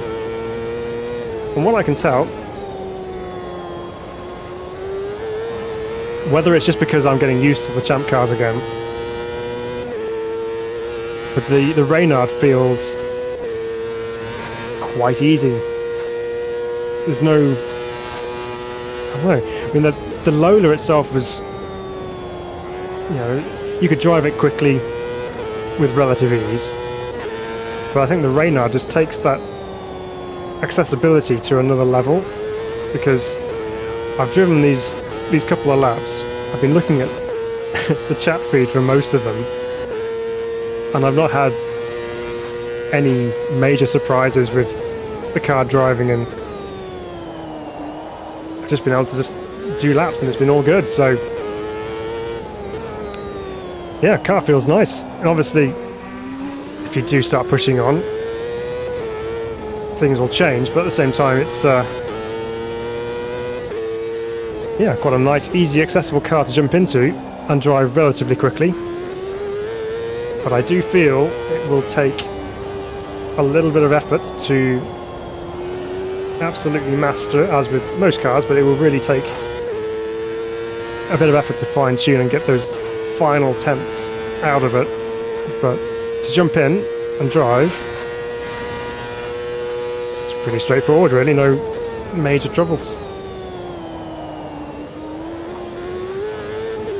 Right, so let's just go back up to the chat for a second. So I hope I'm going to say this right. Chamberg? Welcome anyway. Welcome, it's good to have you with us. It says, hello, do you think I can have a good gaming experience with the G29? Yes, I will say yes, you can. You can have a good gaming experience with pretty much any wheel. There are those who will say that the only way to fully experience sim racing to its absolute potential is to run direct drive, or a high level Fanatec wheel, or whatever. But you can equally have just as much fun with your sim racing with any sim racing wheel. I mean, I was running a G27 for a long time. I was then loaned a T500 Thrustmaster, which again I enjoyed using. I'm now using this Fanatec CSW 2.5. And I have a DD, but just don't have a wheel for it. But it's possible to have fun sim racing in whatever you have. So if your budget allows you to use, or can only stretch to a G29, you are still going to have fun, I promise. What else have we got? Marty's saying, you know it, to Frederick's quote.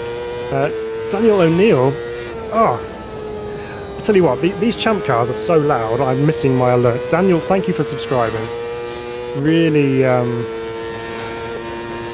really appreciate that. It says, nice, chill, calm sim racing. Oh, well, I'm glad I could provide some form of relaxation for you on a Tuesday evening. The Formula Retro Gen 3 V6 Turbo wasn't quite so much chill, but it's fun nonetheless. So welcome, good to have you with us. Frederick says, if I could wish for something, I would like to see some LFS in the race room.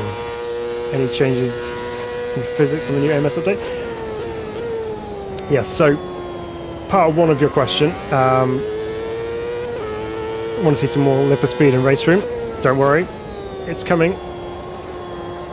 We have a video in the works for race room, and I've recently fallen back in love with Live for Speed, so don't worry, there'll be plenty more of that coming. So that's good. And any new changes with physics on the AMS updates?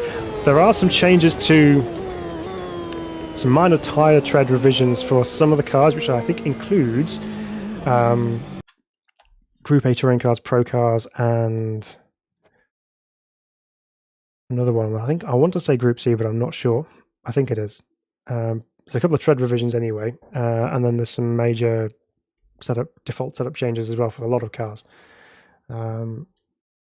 Funky, you drive the G29, plenty fun. Yeah, absolutely.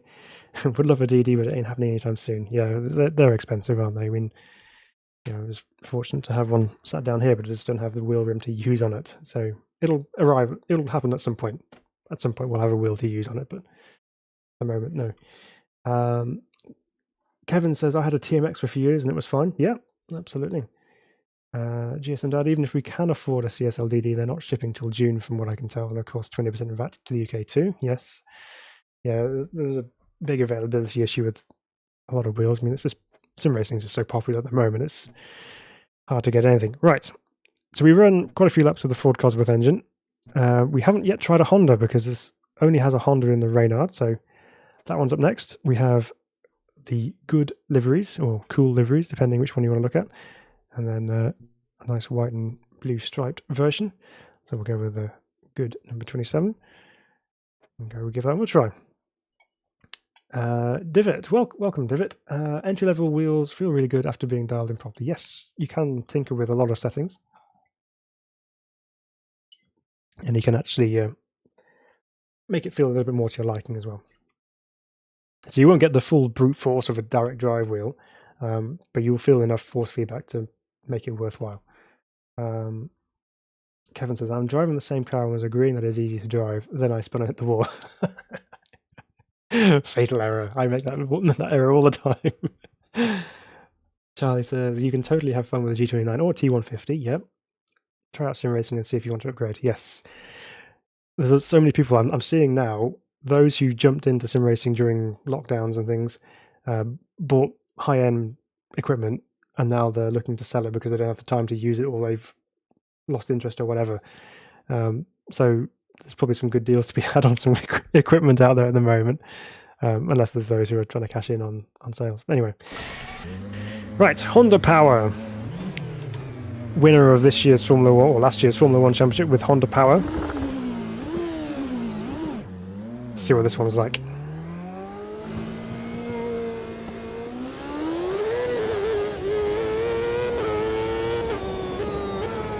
A bit more whistly from first impressions with the Honda. Hear the turbo a little bit more.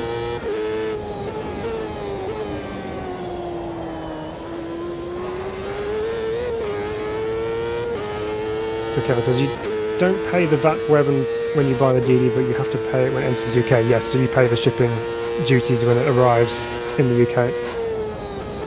Thanks to Brexit. Hey, Whippy Whip.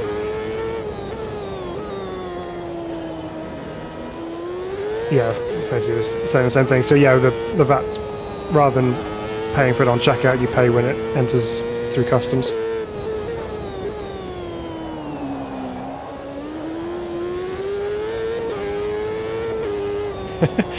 David says, nobody could possibly lose interest in sim racing, but we do run out of time. Yeah, yeah. I would agree with that. Yeah, you can't really run out of interest, but time is definitely a factor in most people's lives these days. Which makes me all the more grateful that you guys are here watching. Because there's so many other things you could be doing other than watching me, but you choose to watch me, so thank you. GSM Dad replying to Kevin saying, indeed, you pay it regardless. Yeah, you do.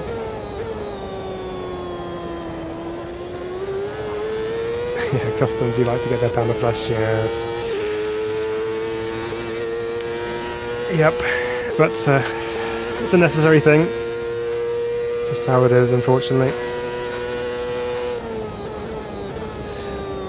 So, Honda engine sounds a little bit more whistly. You can hear the turbo more, and it also sounds maybe a little bit more edgy compared to some of the others.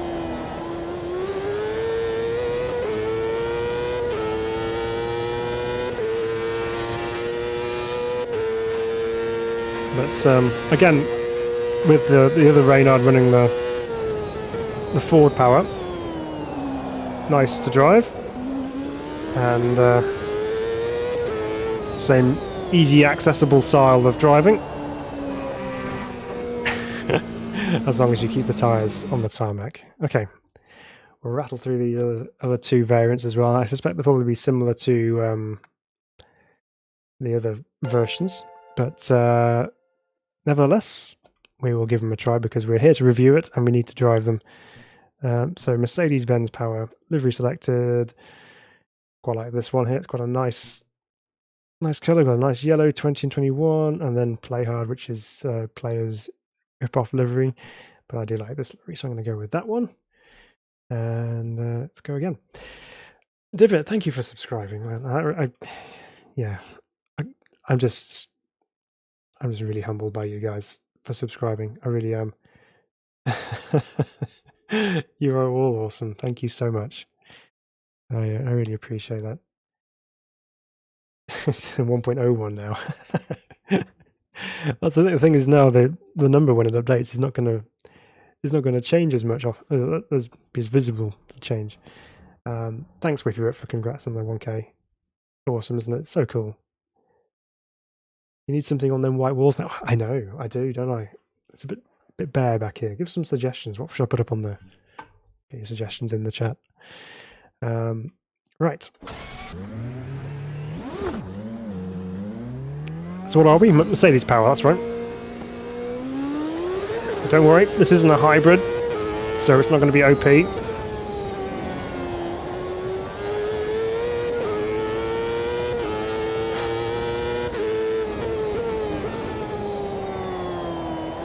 Tell you one thing though, we're certainly getting quite a few laps around Road America tonight. But that's the nature of what we're doing tonight. It's reviewing the new content, so we're going to use it.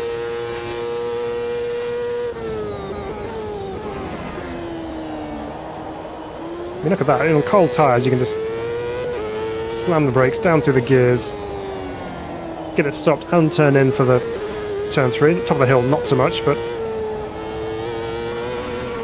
yeah. That curve on the outside is definitely one to avoid. It does tend to pull you off track.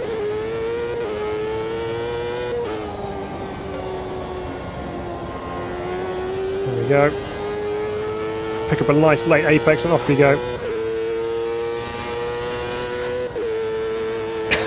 It's just chuck it in and off you go. It's just effortless.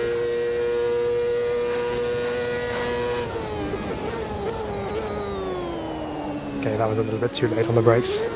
Over ambitious, got carried away. Sorry everyone.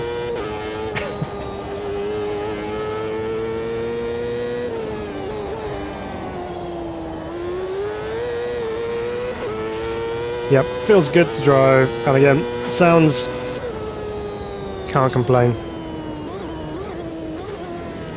I like the flutter as well.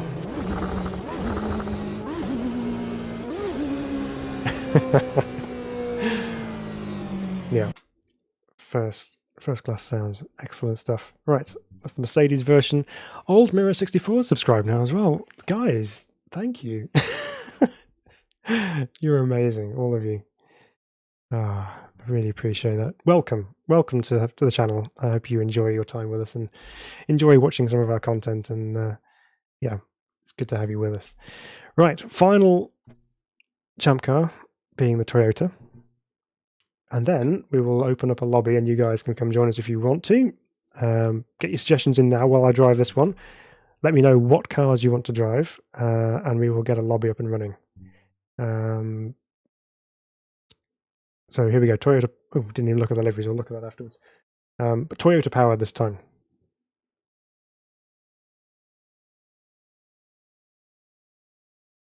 Excuse me. Oh, water's so good. Right. So Marty says, I think it's time to spin up my dedicated AMS2 server again. Yeah, I just use it off the PC that I'm using. But yeah, dedicated servers are always good. Right, Toyota time.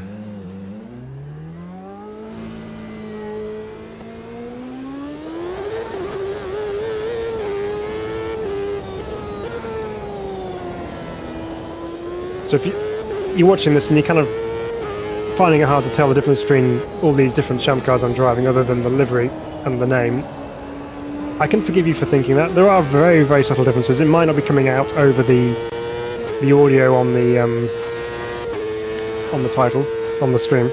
But when you are in game yourself, you may well pick up those very subtle differences between them.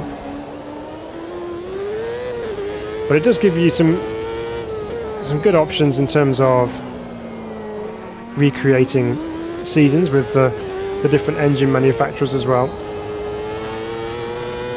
So I think it's probably better to do it this way, because if we ended up having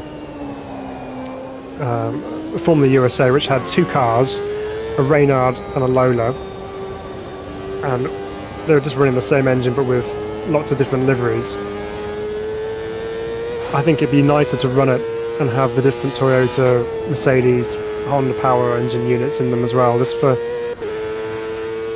I guess, for realism's sake, immersion's sake. So while you may not notice too much in terms of driving characteristics between the engines, it's a nice little detail to add in, which makes it even more enjoyable as a title. Because if you do have a specific loyalty to a manufacturer, and you can run with that particular engine, and it's fine. So, especially if you're a Champ Car fan and you were supporting a particular team back in the day, you can run that particular team's chosen specification. So, opens that up as well. So there we go. That's the new Formula USA Gen 3 cars. I guess thoughts on those. Reynard's easier to jump into and drive straight away. Lola's a little bit more, I guess not quite as easy to jump into. It's a little bit more hesitant to go into corners potentially, maybe, than the Reynard, but not so much. But yeah, Reynard's easier one to jump into and drive away straight away. So yeah, I'd probably run with that one if you're new to these particular cars. But you know, as much as we love the original one, these ones are very, very similar. I think the real difference will be when we get to the Gen 1 cars, which should be the low downforce versions for oval spec. So we'll see what happens with those when that's released, whenever that might be. I'm not sure when that's going to be just yet. But it's still a great addition to have in the later cars. You have a little bit more downforce as well, so hence why they're probably a little bit more stuck down to the ground. So, okay, let's go out of here then. So Old Mirror says, try the new McLaren in Monza too. Okay, might have to give that a go. Marty says, is 720p 60 your default streaming resolution? It is. That is the best option that I have for bringing you guys the quality that I can with the equipment that I can. So that's my default streaming resolution. Funky says, I have no idea where I'm going on this track. It would just be a liability till I learn the track. That's all right. Yeah, it's a long lap as well, really, especially in a slower car. So GSM Dad recommends Road America with mixed classes Formula USA.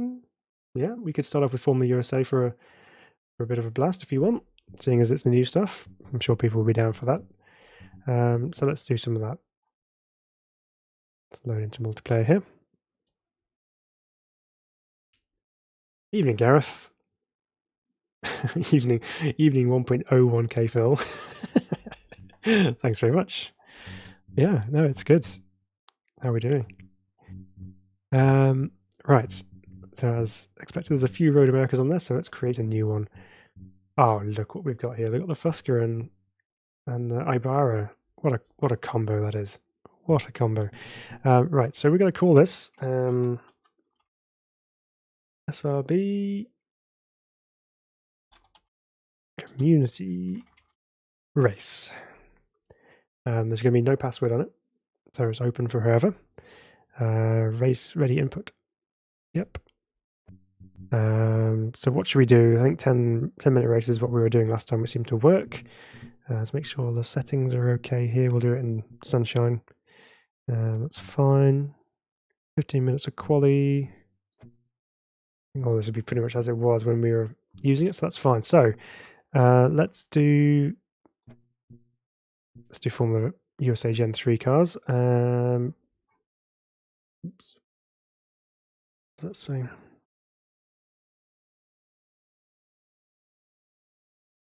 You're setting an online race to use a vehicle which requires a DLC. If you set opponent type to identical, other players who do not have this DLC installed will not be able to join this race. Okay. That's fine. Let's so sorry, is that his subscriber count or his MP rating?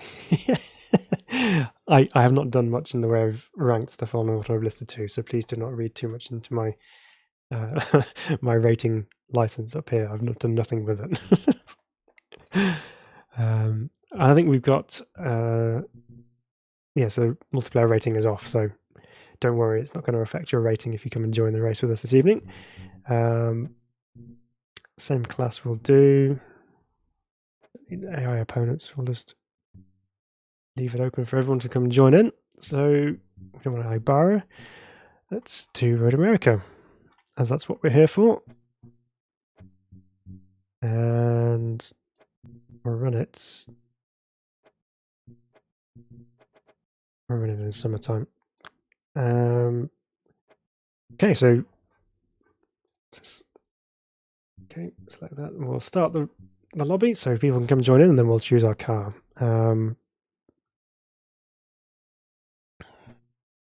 So I think, me personally, after what I've been saying, I'm going to stick with the Reynard, just so it's a little bit easier on me. Shall I go with? I do like the Mercedes livery. I think that's pretty cool. So yeah, we'll notice that the side piece here, there's an extra winglet on the side of the side pod there, which is where the extra aero comes from in the later car. Yeah, we'll do the Merc. So we'll see if people come and join us. So Marty says drinking, so no online racing for me tonight. Yep, that's fair enough. That's probably a safe option, Marty. You can watch as the chaos unfolds and everything gets a little bit overexcited into turn one.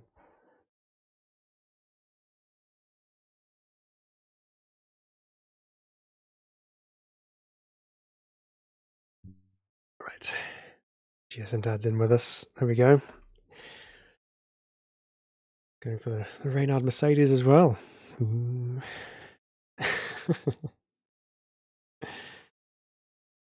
See if we can get some other people joining. Oh, GSM Dad's been doing some work on his rating, about an A1341. I still don't know what the ratings fully mean. I'll have to look into that and read up some more about that. Don't really fully get it. But that's okay. It's all fun. So yeah, so I guess while we're waiting for some people to join in, I guess overall feelings on the update. Yeah, good. I mean, the Road America circuit is fantastic. It's really well done. It looks great. It drives great, and I can't see any faults with it from driving it around. It looks good to me. So the cars itself, obviously, the Champ cars, just grippy single-seater fun. I think the stars for me really are the Formula Retro V Gen 3s. Really, really fun. Just mad cars in general. I think they're just, the good variety in terms of the engines options that are available to you and the chassis and things and how they perform. But yeah, just insane things to drive. Got a few people joining in now. Kevin's in. And Tota Saloka, I'm not sure who that is, but welcome anyway. I see people are taking the advice and going with the Reynard. I don't know where that came from.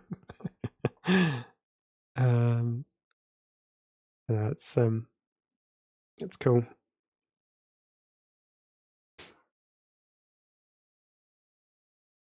Other additional aesthetic track additions, says Marty. I think there's going to be some more additions as it goes. I know there was some some updates to Watkins Glen. Added some barriers in on the short version. Let's actually, while we're on the case of looking through, I have got the change log in front of us here. So let's go down. So physics wise then, so yeah, mileage tread adjustments for Formula Riser, Formula V10s, the Gen 1s, the V12s, Formula Ultimates, Formula Classic, all generations. Group C, Group A, M1 Pro car, so they've had tyre tread adjustments, so there may be some slightly different handling characteristics going on there. Added driveline elasticity modelling, easy one to say, for cars that still didn't feature it. So that's Lancer Cup, TSI Cups, which is the VWs, the JCW Minis, the Copa Trucks, and the Formula Ultimates. The TSI Cups had improved clutch smoothing. Revised wheel spin inertia for all cars. Interesting. So the actual wheel spin inertia has been changed, so that should hopefully improve that side of things. Other notable ones on here.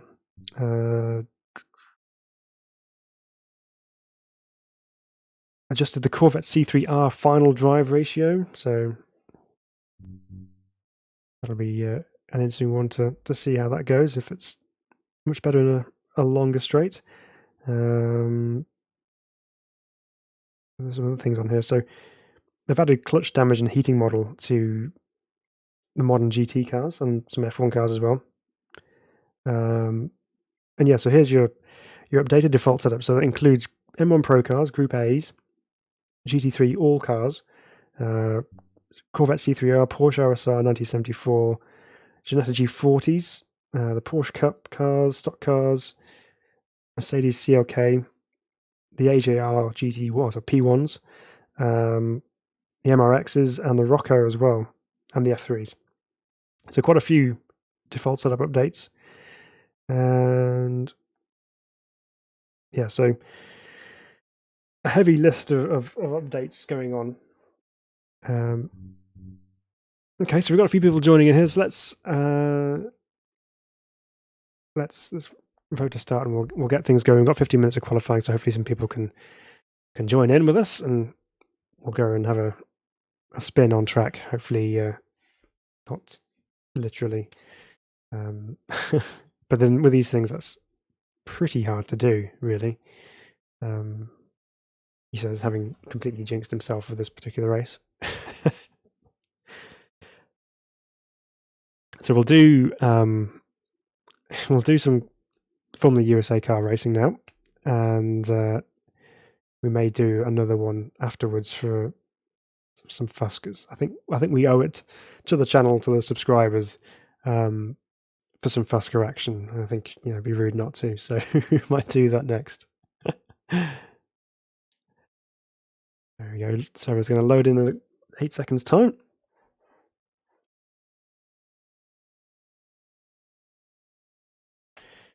And hopefully we can get some more people to join in, but if not, that's fine. It's still a good opportunity to do some racing.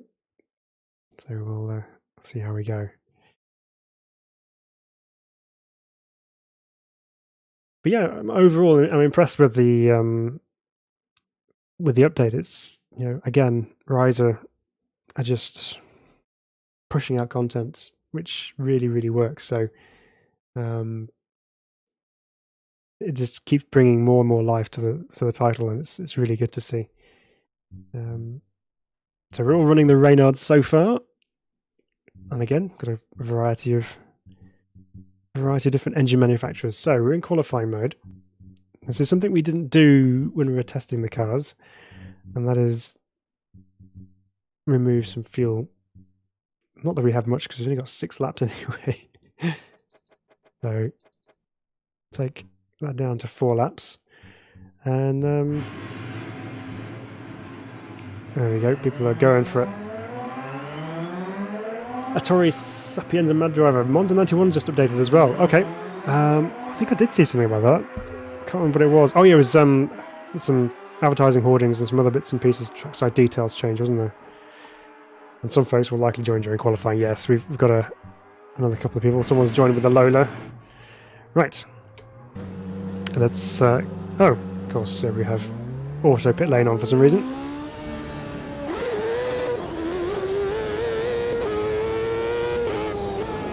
Okay. Let's go have some online fun with you guys. Oops. Who's that? Having a bit of a moment at turn 2.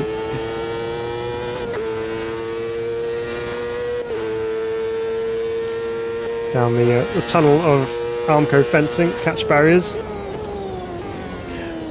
This turn 4 is quite a tricky one to get right. It's downhill braking into the... followed by uphill braking, so you really got to adjust how you do things going between those two corners.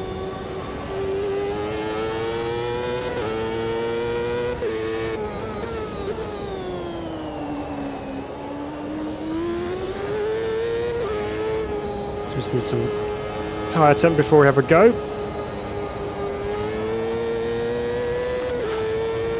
Man, just the grip through there, you really can just floor it halfway around and just let the car deal with it, because it's going to take it, no problem.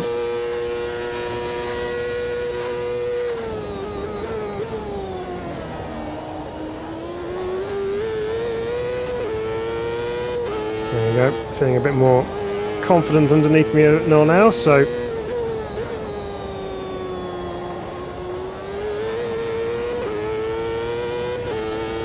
we've got Kevin in front of us by the looks of things.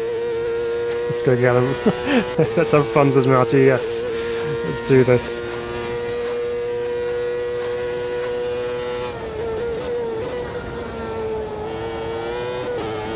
Not really a second gear corner, but never mind.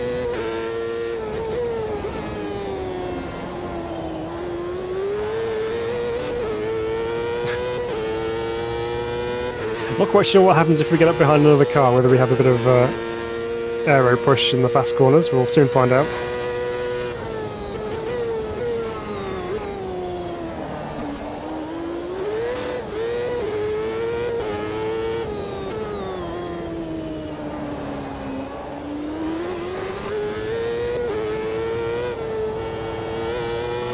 Oh no!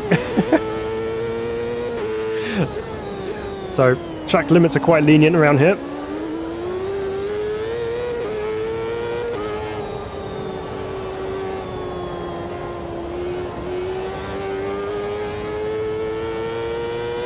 Kevin taking much more speed through the carousel than I did.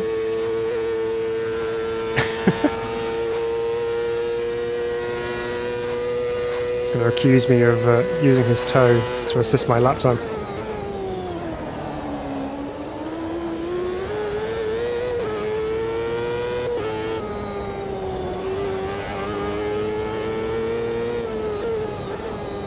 Oh, he's gone deep.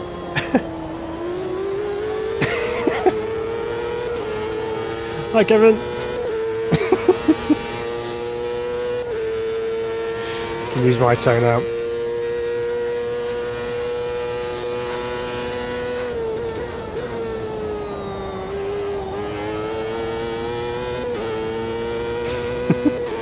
First corner is so quick.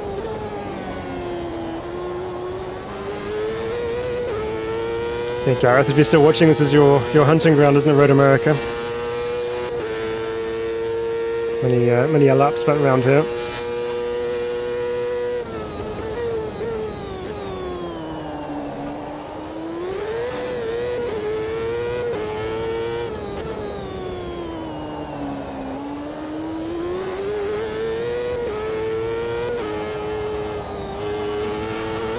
Just a little bit of a lift through there.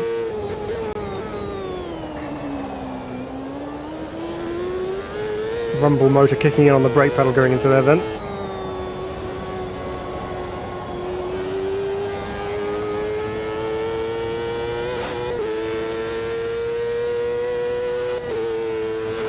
Oh, you just whip it in on the steering and it just goes.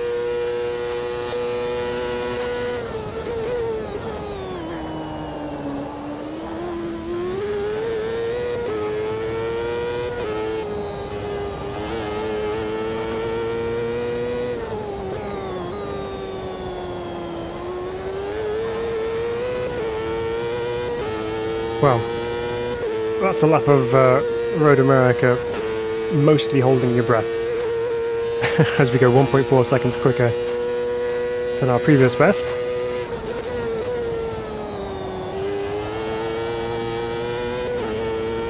There's loads of runoff on the outside there.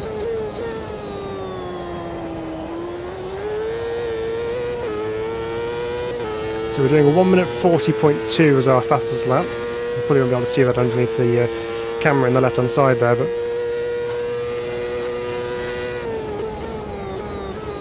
for those who are interested in lap times, that's what we're running. A bit sideways there. Okay, let's have a look, see how everyone's getting on. It's 8 minutes left of the oh, listen to that on the outside. I'm going to listen. Return to pit box here. Oh, there's not much in it between Matt Walker. There's a tenth or so there. Right, let's go watch some cars and have a listen.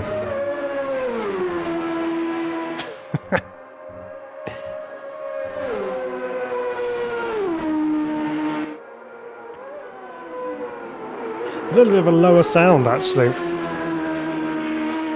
compared to what we heard with the Gen 2s.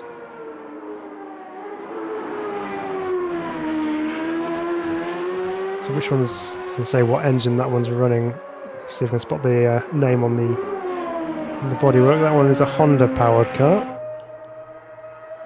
Oh, look at that. It just looks so good, doesn't it? It's just clean lines.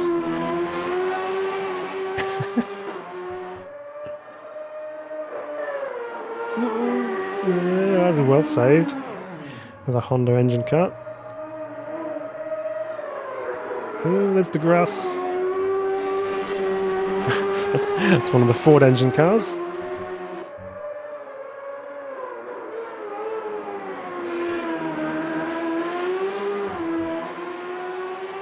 What else we got?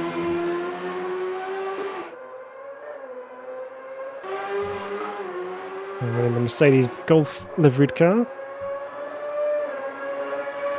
More of a pointed front end on the Lola rather than the rounded nose cone that you get on the Reynard. Much sharper nose.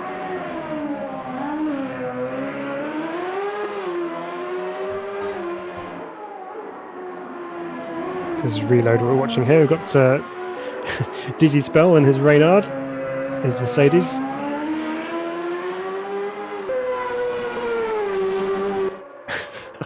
They do sound good though on the outside.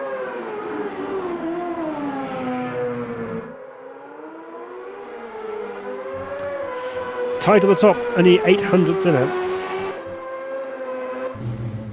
It's that's pretty close. And then GSM Dad's up there with a 42.4.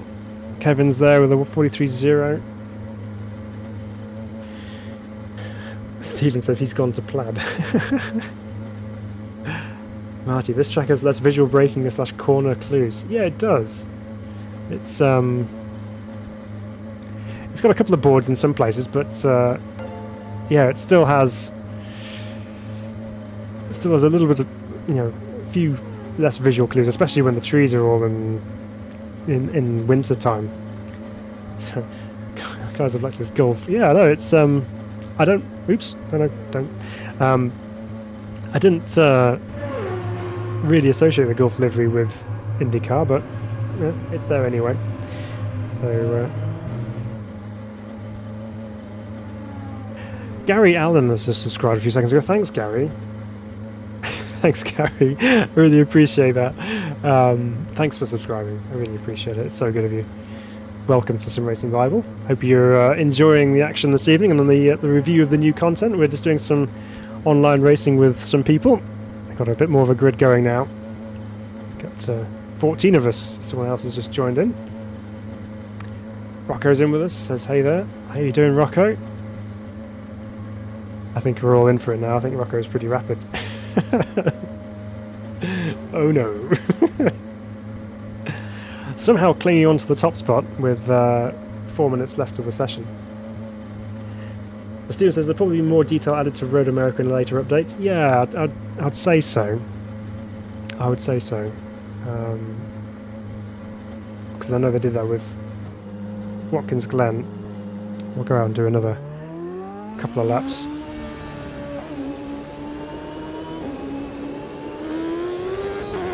Make sure we're not ruining anyone else's lap as we come out of the pit lane.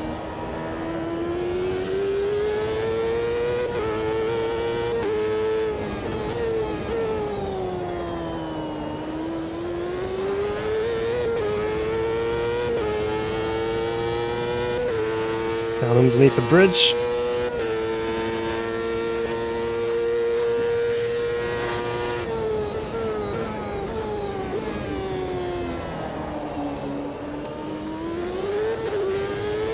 Easy peasy, says Rocco. Oh, I'm on an esports team with him with Flashpoint. Okay. Awesome. Yeah, I suspect he's rather very quick. Yeah, I think I remember seeing his name at the top of some time trial leaderboards, so I expect him to be pretty rapid.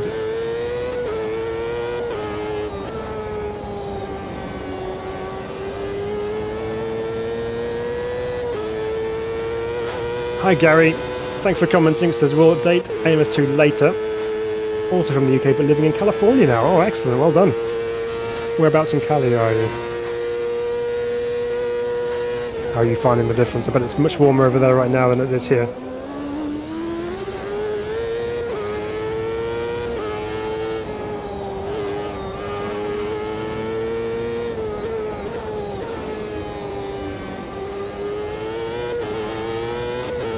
Kidex says more details on trackside assets are coming over the course of the week, so expect a couple of hot fixes coming in.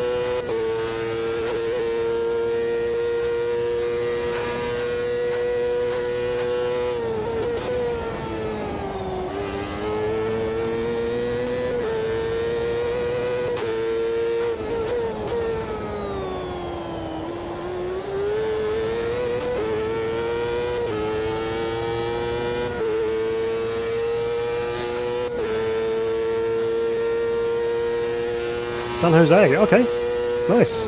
9 years, wow.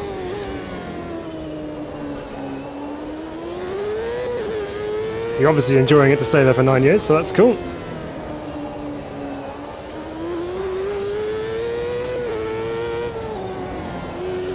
I've been to Sonoma in California, but that's my my limit of where I've been in the USA.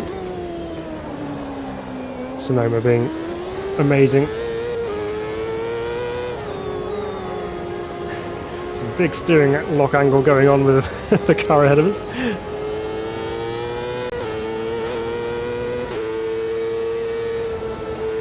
Suspect it may be controller based. But still good to have him with us.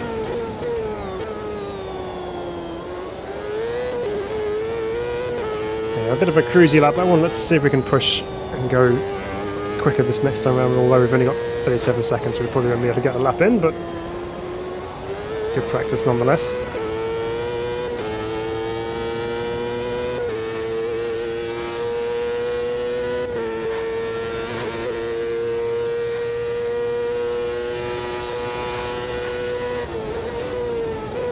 Oops, not second gear.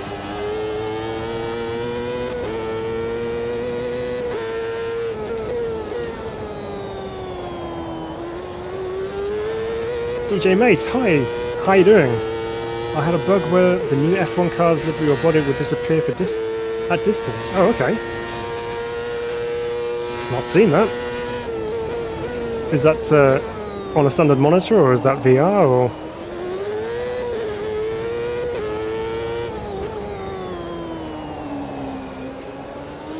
God, that's so difficult.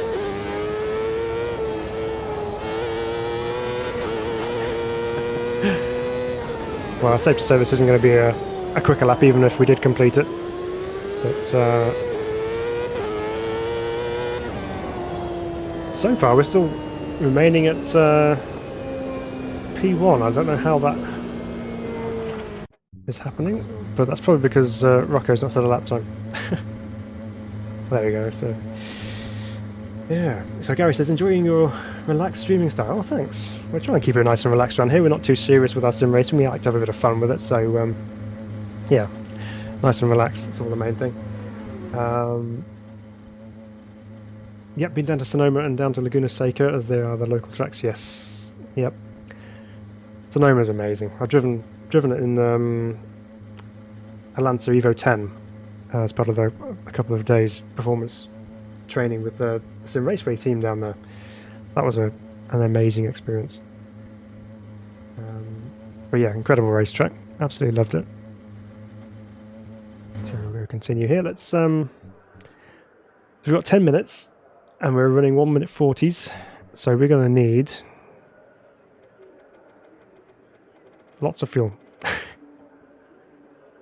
That's not going to be 10 laps. I'll put 9 laps in. It'd be more than enough. But don't want to run out.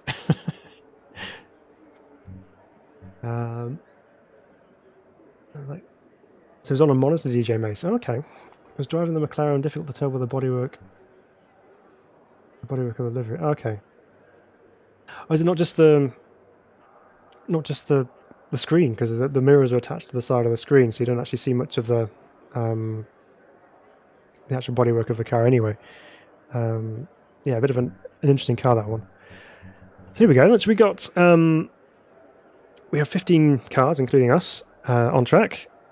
So how are we going on? So Matt Walker's still up there in P2. Curtis Ebert is up in 3rd. GSM Dad qualified 4th. Well done. Pizza Sub Combo. Great name. Kevin or Shavin on there. And 6th. Well done. Dizzy Spell for 7th. Newton Prado in 8th. Reload. Alex Araki, Tota Saloco, Leo GB, Loz Archer, Rocco Thermonoidus, and Alex Van Hill Racing in 15th, but I don't think the bottom couple set any kind of lap time. So, yeah, let's see how this goes. Right, so we're on the grid, somehow managed to be in P1. We've got a standing start going on here, so please don't kill us. Turn 1 at Road America is rather synonymous with the action. Awful start. Had my foot on the brake to stop me from rolling backwards, and Matt Walker's up and gone. Obviously, champ cars would normally be running rolling starts.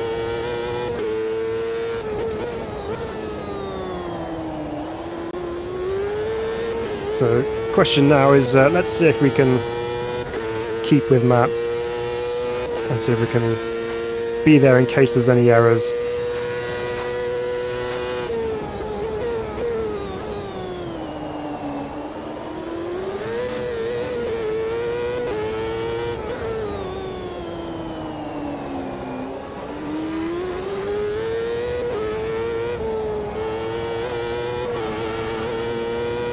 So far, he's quite a bit quicker than us.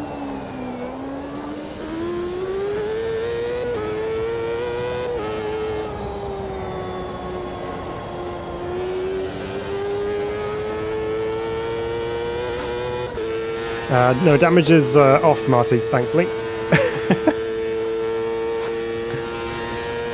So, Gary says, only driven Laguna Seca in an MX-5. Okay. There's that mistake we were hoping for. We almost followed him though. But given his speed, I'm sure he'll be back with us any moment.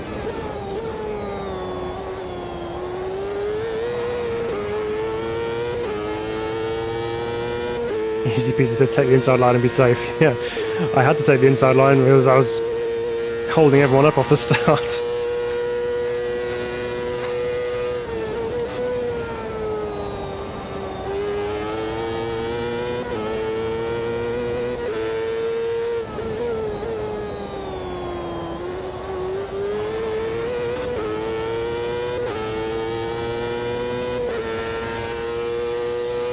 Oh, so the AI cars in front of you, DJ Mace. Oh, okay. Ah. It's an odd one then.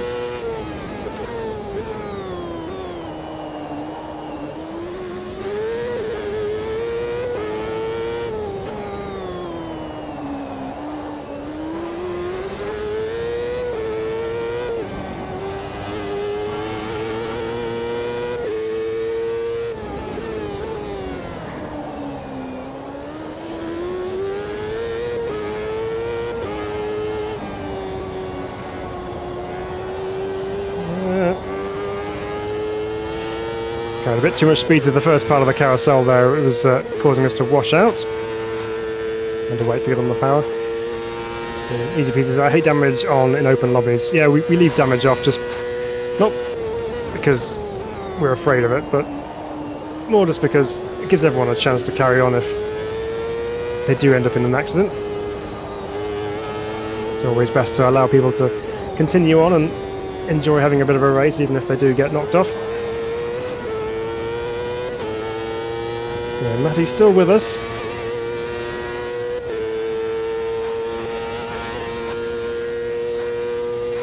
Okay, let's neaten up turn 1.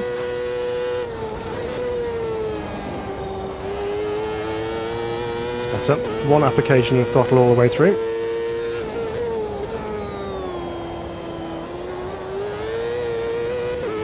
And a few little stutters going on, but able to drive through it for the time being. Sparks out the back.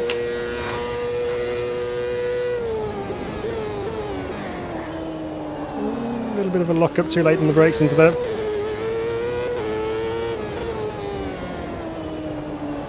And of course throws off your rhythm.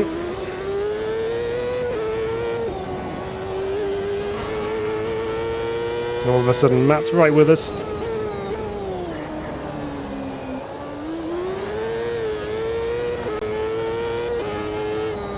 We've got to be aware of the tyre wear as well, which is going to be really hurting on that left front, especially around the long carousel there and through the kink, which is loading up.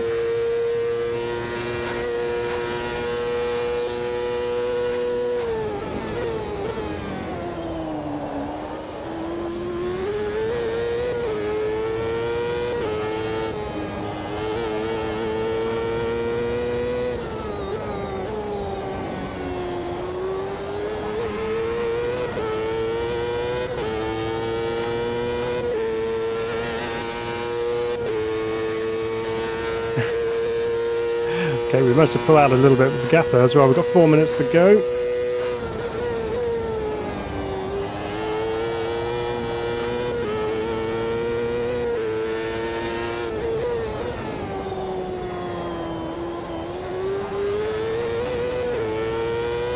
So GSM Dad gave me a drive-through, so I looked up and then ran off track. End of race for old man here. Oh, I'm sorry. Was the drive-through for the start?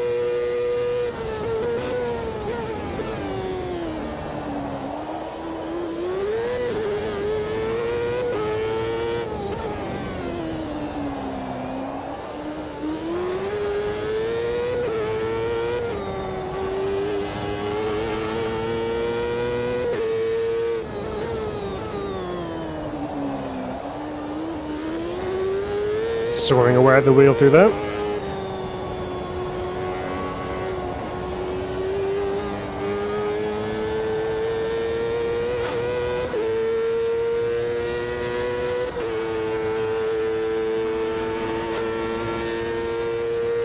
Car's moving around a little bit more now, and that's because tyres are getting warm.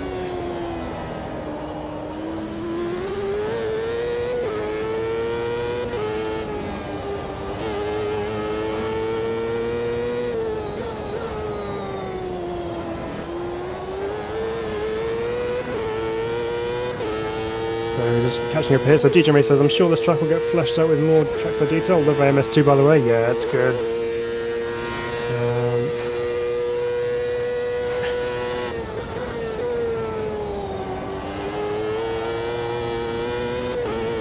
Easy peasy. I'm going back on.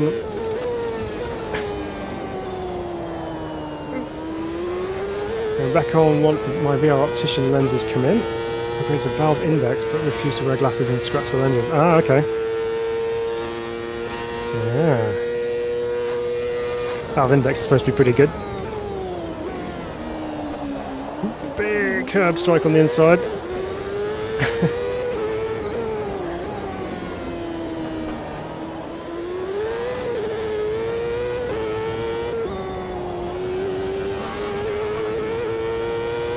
Matt's right with us again.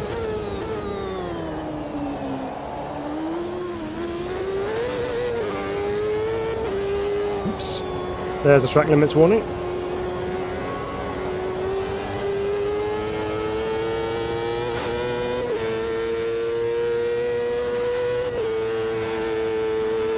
There was an apex though, I promise. I just didn't find it. Matt's looking for a move.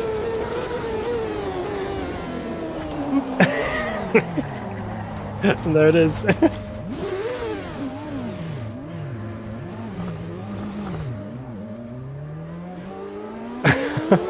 Kind of got a little bit locked together there.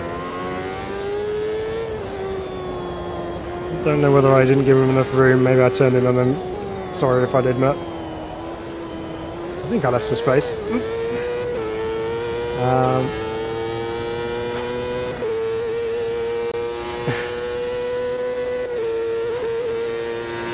Where is Matt? Is he behind us still? I was going to wait up and see if this is Matt behind us here.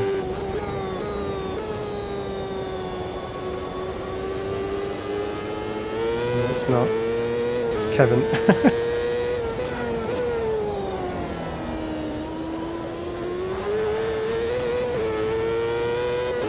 Can't see Matt. He hasn't got going again. Let's go and let him back through again.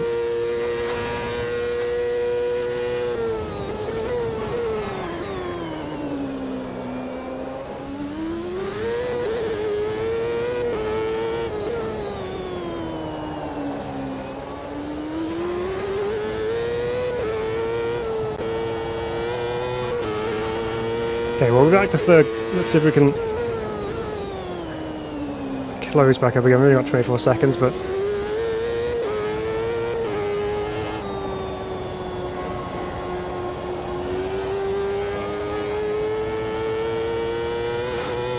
it's just a result of a few scrappy corners, which open the gates slightly.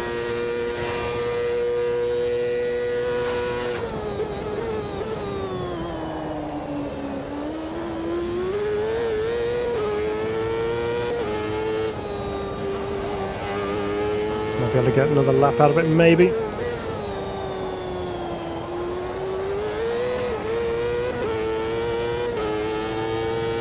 Right.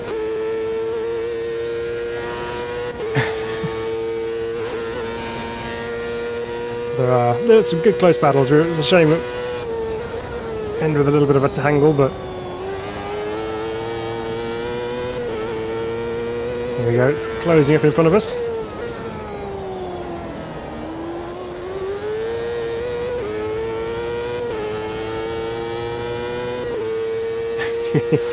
You either get the brats and cheese and beer if you win. Okay. Oh well. Guess we're not getting anything on this case.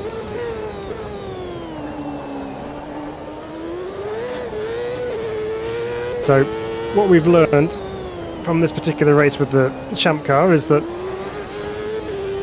what may seem like a fairly straightforward, easy car to drive gets a little bit more leery after a few laps and the tyres start to overheat. That's when you got to start driving it properly.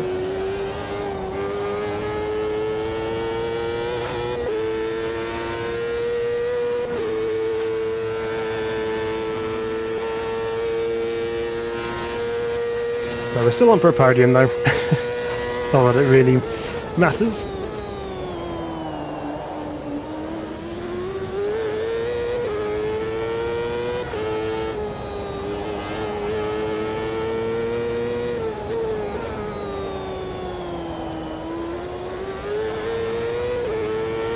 So that should be the end of the race, because it should be the 10 minutes plus a lap. Yeah, it is.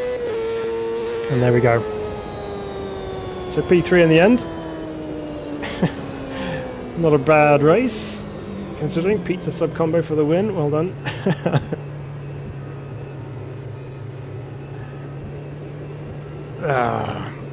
Never mind. One of those things. Good fun though. First actual proper race with the Formula USA as well, actually. So.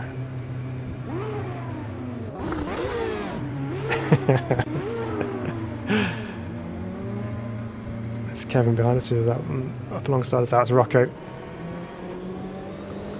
Came through to fourth in the end.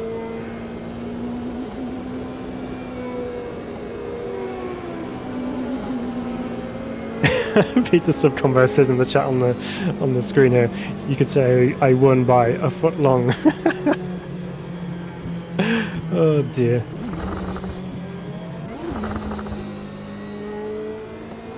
Do love the noise on the downshifts.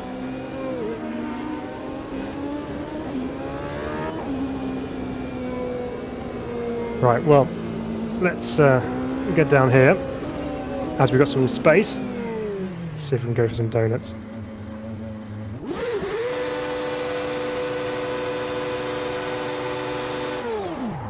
No.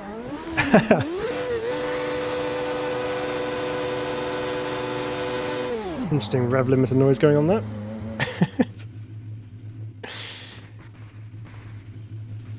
There we go. Right. Very good. Okay, I think we'll have time for one more race, and we'll do this. We'll do this in the Fusker because it's a bit of a thing here at Sim Racing Bible. Those who are new to the channel, you will soon come to know that Fuskers are they're either one, the ultimate driving machine and the ultimate challenge, or two, they are the best car in the world and they are so much fun. So, Matt says sorry, mate, totally my fault. No problem, Matt. Good race. So, right. So those of us who are in the room and driving champ cars, you're about to get a surprise because your speed is going to be taken away from you.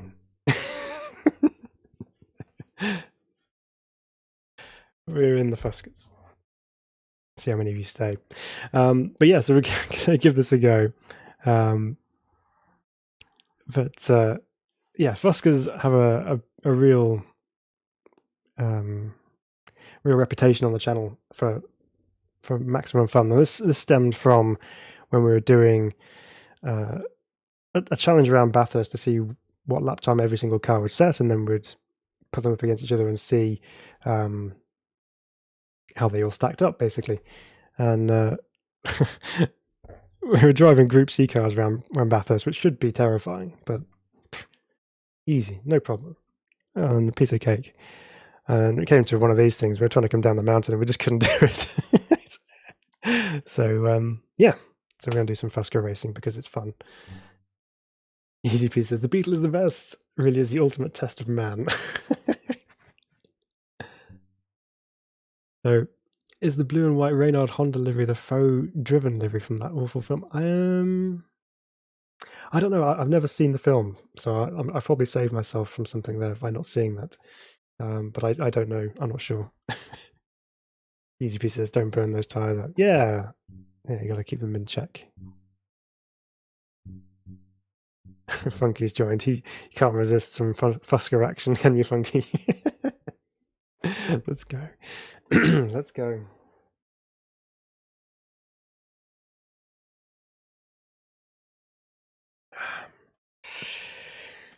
Well, it's been fun. It's been a good night. We had some fun. So it's not going to end there either because we have one more fun race to do with these things. This should be even closer, I reckon. Some good racing to be had with these. That's the case with most single class races as well, though. You tend to have quite close racing, so it's just the case with these. You just got to try and hold on to them.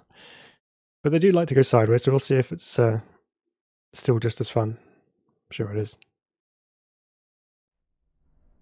Okay, so we have some gallant returnees who are back for more.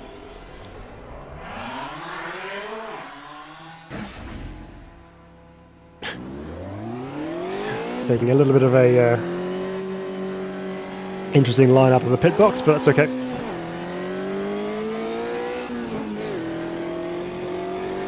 Kevin says, I need a helicourser app. Give me room, says Funky.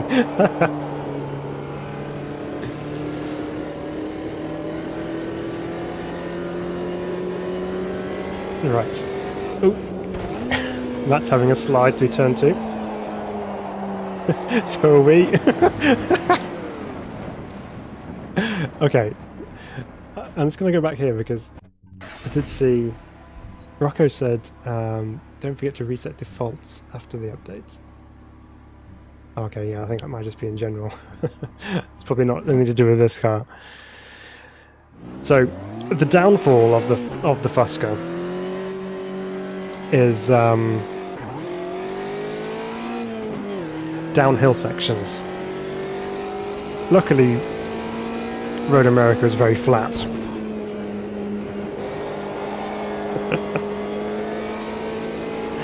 So we need to look out for turn 2, which could be an absolute nightmare. But we just need to make sure we get ourselves slowed down. Remember, we don't have the grip on a 2000s era champ car.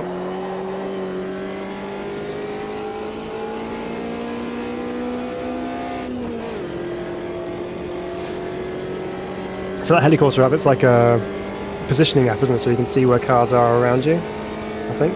I'm right.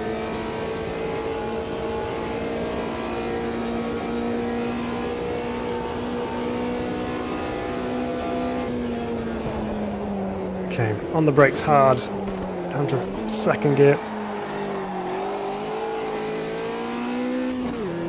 Perfect line.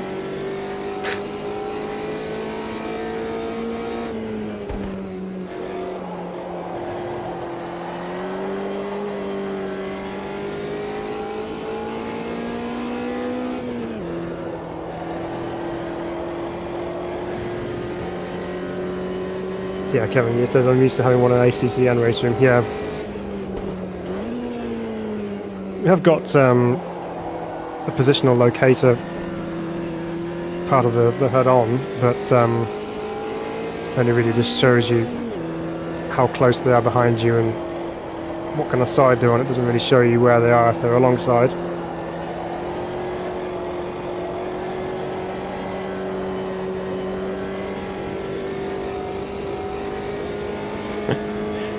I don't have to put much fuel in for this race, I don't think. Have to dab the brakes through the kink just to make sure it actually gets through there.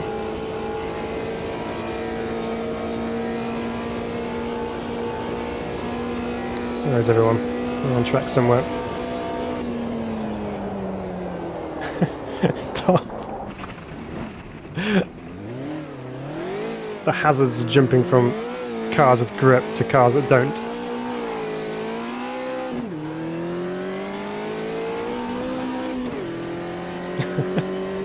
Alrighty, Kevin, thanks for joining us. Have a good evening. Nice to have you with us again.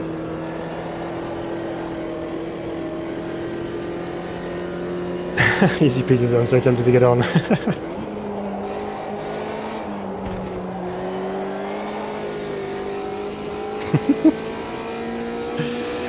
See, on the flat corners like that, no problem. You know, you can just slide it through there nicely and it's all good.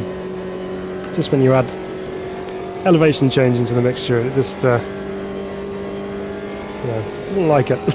All the weight being over the rear, it just goes sideways and then just doesn't want to come back. Gravity takes over.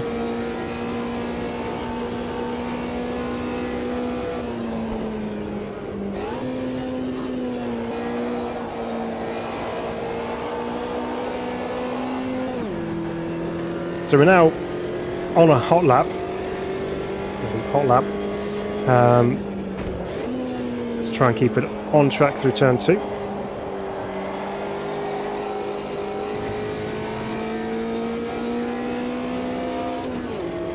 You love the H-shifter in this game, easy peasy.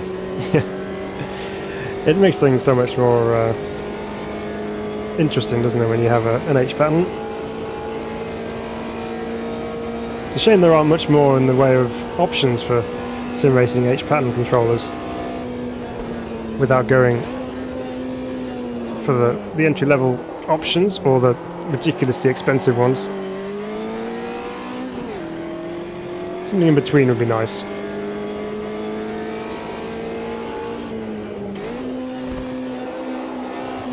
Not second gear through there, doesn't like it.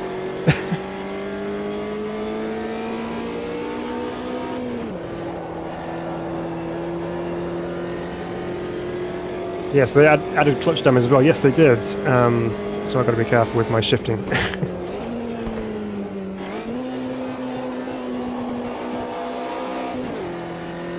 Yeah, I think third gear is probably the best gear for most corners. Doesn't need to go down to second.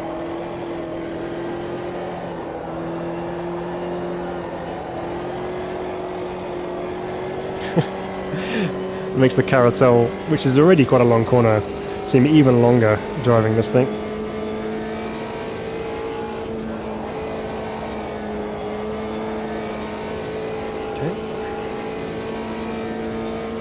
Adds more weight, more control on the weight shifting too. I love it. It is a great little thing. This time let's get it stopped. The Canada corner. It's better. Just light hands on the steering wheel. And just balancing the car through these corners, just feeling where the car's breaking loose and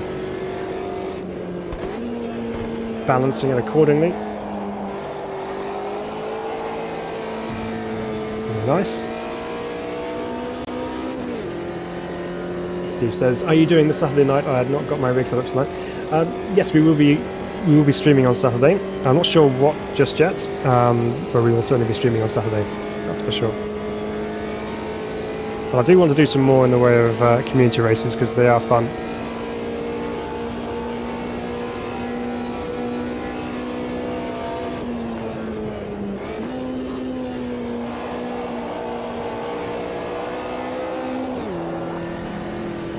So, currently third quickest. Easy peasy, I'll never use second unless it's a hairpin. Yep, third gear is all we need around here.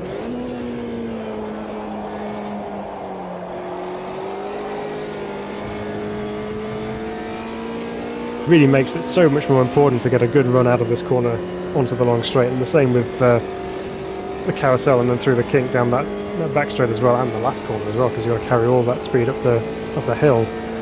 So there's a lot of corners on this track which are crucially important to get a good exit out of, so you can't be wasting time going sideways through there and losing momentum.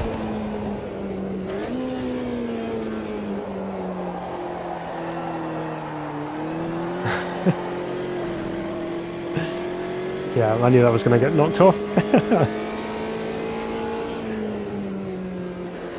And now we've got to go all the way around again. Oh, so you're going to join us as well? Easy peasy, good stuff. So my name in game is Hi Guy. Okay, we will keep an eye out for you. There's Funky ahead of us.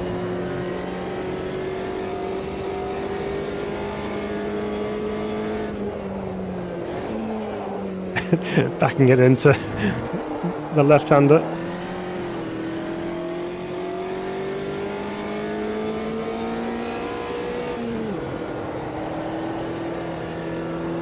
Yeah, first because the Ibarra circuit, that was so good, wasn't it, Marty? It was that was a good night of racing, that one. In fact, that's because most places were good. I mean, where did we go? We had Taruma, we had what did we have? We had Cascavel. Where else did we take it? I don't remember now.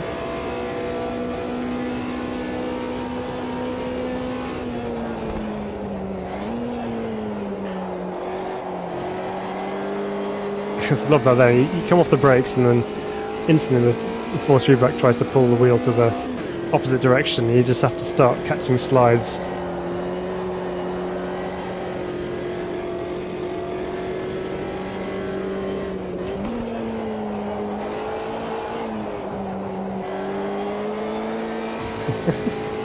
Backing into the last corner as well. Right, we've got 4 minutes and 43 seconds to go in the session. And our fastest lap is 3 minutes, so we've got one more option, one more chance to get around here. 3 minutes for a lap time. That's mad, isn't it? Okay.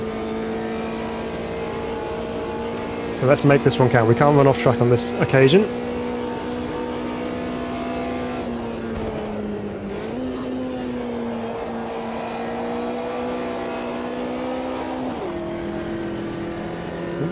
The bots are back.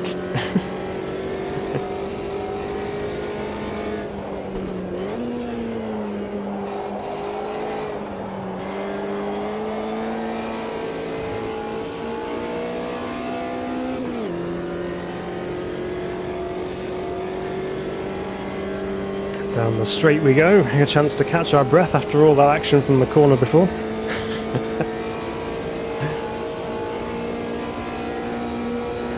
Position ourselves up on the right hand side here, get ourselves a good line in. Make sure we don't run off track this time.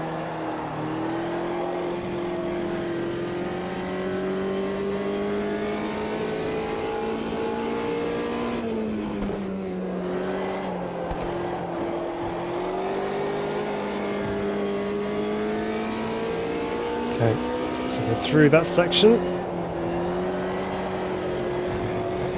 Just need to keep off the curb on the inside for this left-hander, and then we should be all good for the lap, as long as we get our braking points right.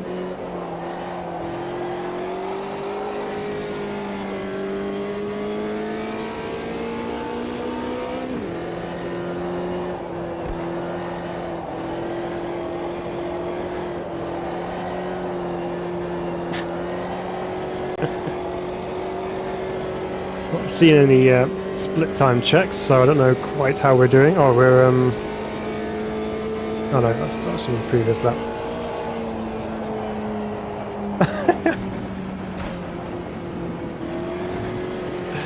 Off we go. Yep, there we go. Well, that's that lap time gone as well, so not to worry. We'll start from P3. Rocco is out front by a good couple of seconds.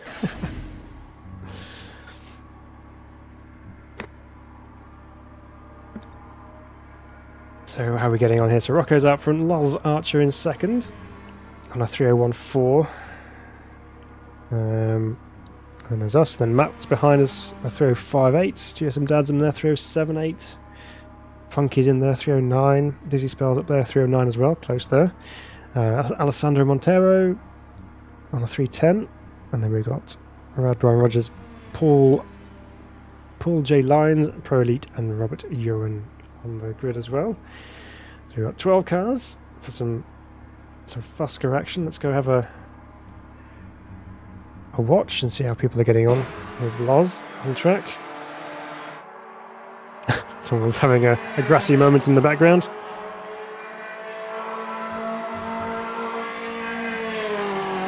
They do sound good though, the little Beetles. They do sound nice on the external cameras. And down to turn 4, hard on the brakes. Down to third. Down to second as well. Maybe where he's picking up some time, because we did tend to bog down a little bit.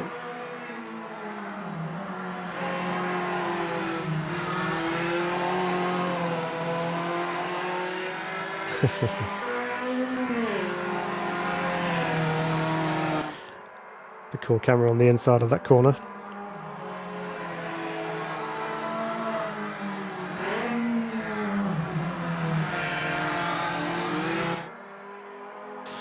Nice little amount of drifter there. Is that Funky behind? I bet it is. Yes. Funky enjoying all that the Fusker has to offer. Hi Barry, Loz is always up front, is he? Okay, we'll have to see if we can get on terms with him. We could, you know, our laps. I know we went off track, but we did do a 3:01.0, so we could technically overcome that time, but we just ran off track, so that's my own fault. Basically Mini 911s, says Charlie. Yeah, it's an air-cooled Mini 911s. Bambig says they sound like they should go 2 times as fast. I don't think I could handle a Fusker that goes twice as fast around corners like these, but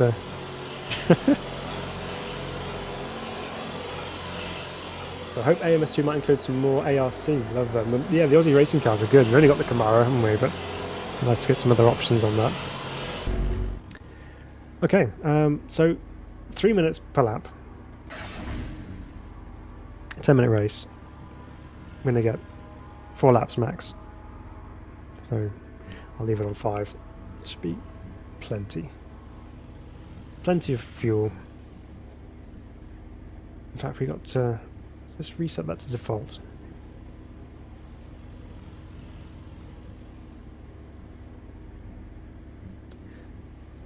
It's still got Alton Park Classic on there. I wonder why it's... Okay, well, we'll run with it. It was working okay, so we'll run with that. Just currently waiting for the final tick down to happen, and then we can move on to the next session. Yeah, Rocco out front, 2:59. A good 2.2 seconds. I mean, we were braking quite early for some of those corners as well, so we probably could find a bit more time, but yeah, that was it's a quick lap.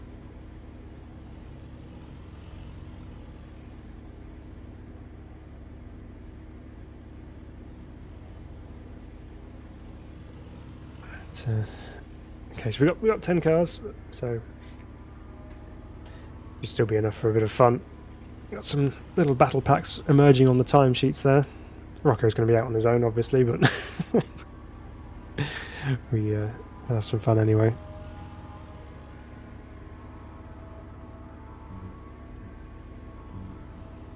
I didn't realise you could actually watch them from here as well. I was only expecting to do that on the monitor. There we go. That's qualifying done and dusted, and we can now move on to the next session.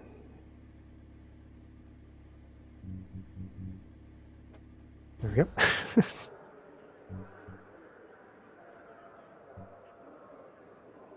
Rocco says, good balance on this car, it's a rear engine, right? Yeah. And he's still that quick. Not even knowing exactly what it is, you know, fair play. Right, let's get ready.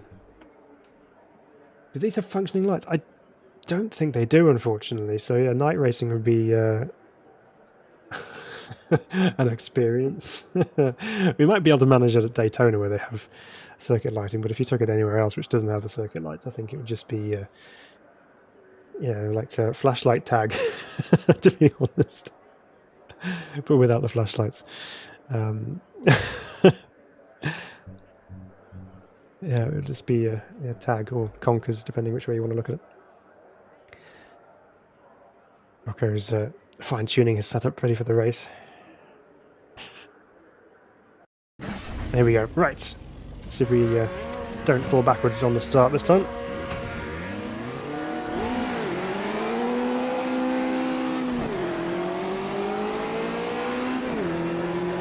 Slightly better start than we had in the champ car, but still not exactly brilliant.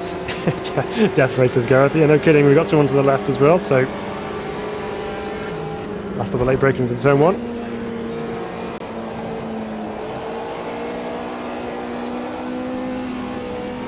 Can Phil survive? That is the ultimate question. We'll do our very best, guys.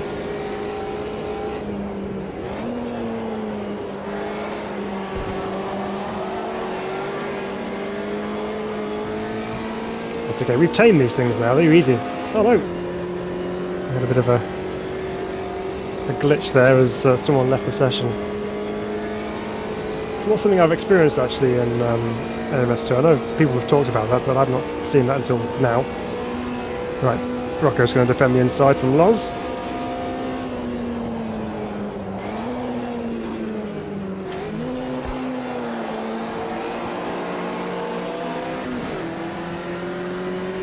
It's going to be a slipstream battle as we tuck in behind the beautiful aerodynamic shape of the Beetle.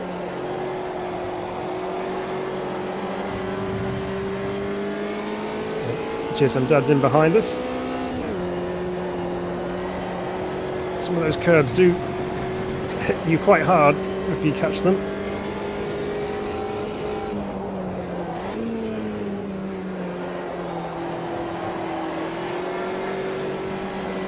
Nice little drift through there.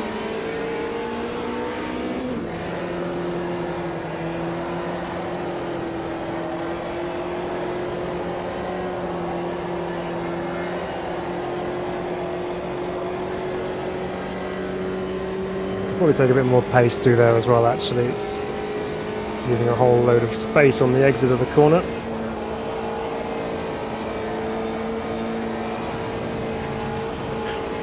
At least I have something I can aim at now in terms of braking points and corner speed and things.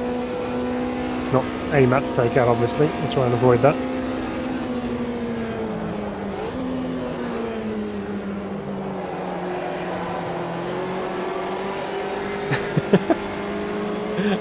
Hi, Loz.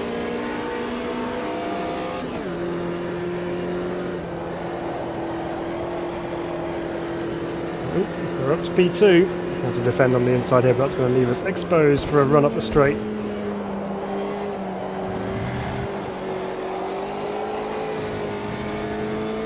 And here it comes. Right, let's go after Rocco. If we can. We'll try our best anyway.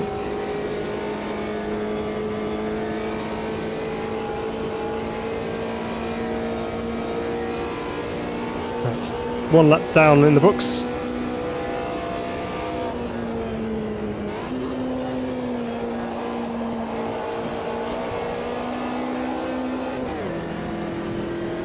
Let's go get him. Come on, let's go get him.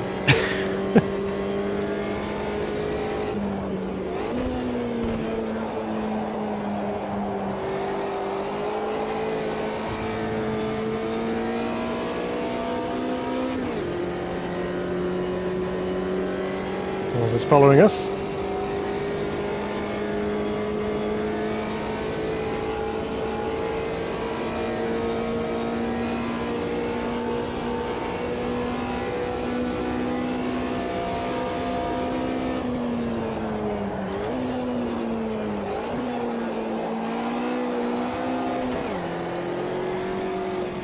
Yeah, definitely second gear through there seems to work. And we'll keep doing that. Just need to be careful because the back end does want to come round.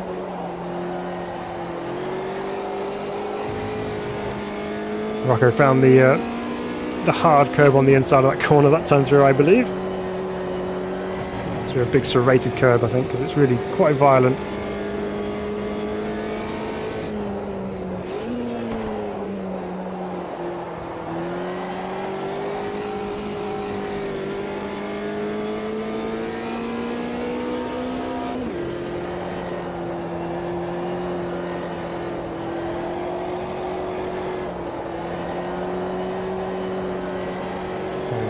Power on. Use all the road if you can. It's a bit better. Not getting away as much as I was expecting him to. He's probably just toying with us, but followed him. Keep it on. Keep it pinned. Here comes Loz. No.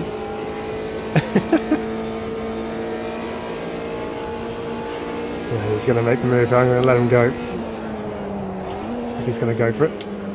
Nope.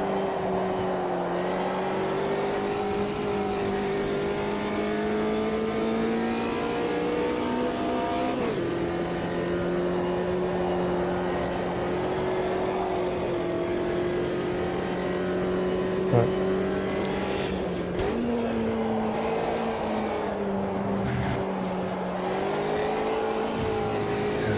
Yeah, a bit too keen on the inside there.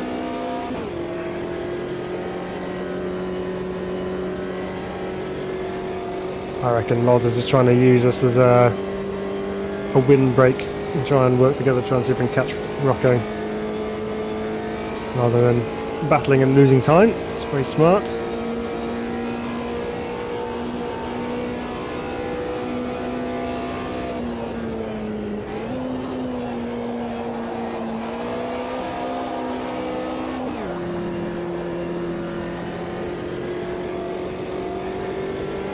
He used quite a bit of the runoff on turn one.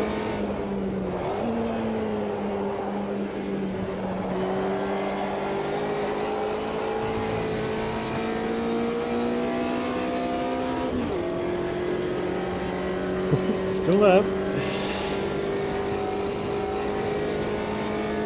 And just like that, we only have just over 3 minutes left in the race, which is, in these cars, 1 lap. But we have got the extra lap as well when the timer ticks down.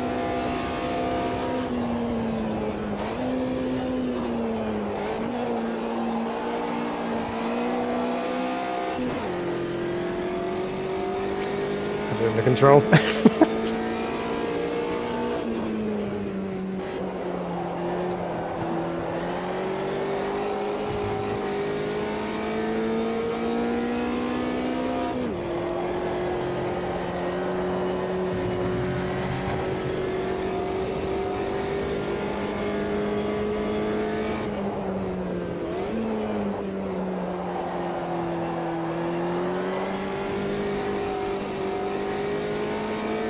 Leaving just a little bit of throttle on there just to keep the car moving, even though we are sliding ever so much, just enough just to keep the car pressing on through the corner.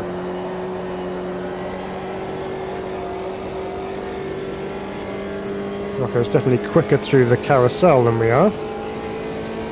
This time let's try and run off onto the grass. These are better.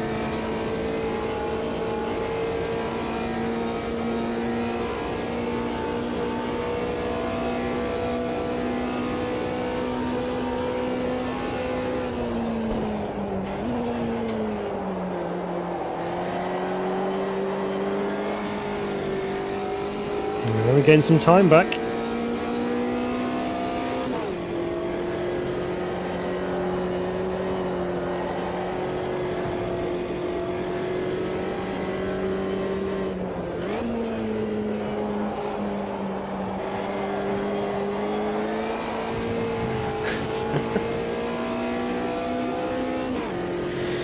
It is fun to drive this thing. You just chuck it around and it's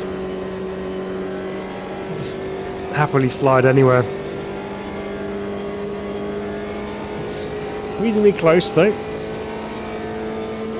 What was that? That was a 2:58. That's much better lap. Much faster than we were doing in qualifying. Getting used to it a bit more now.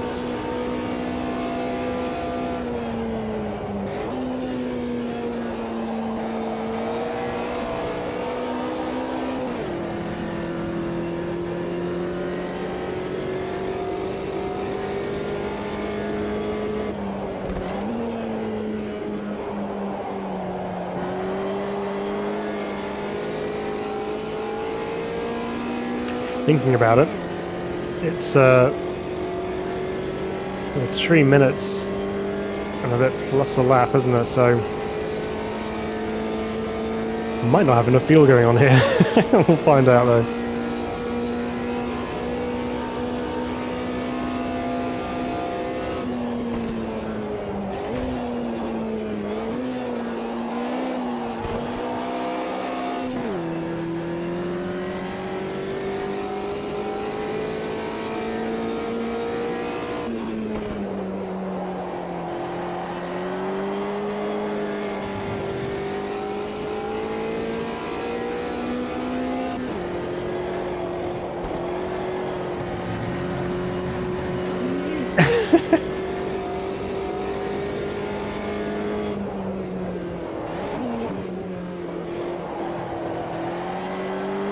Yeah, just lost rhythm there a little bit. That run off onto the left-hand side.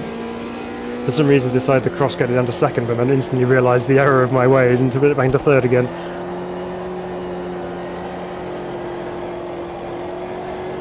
Too busy thinking about how many laps I've done.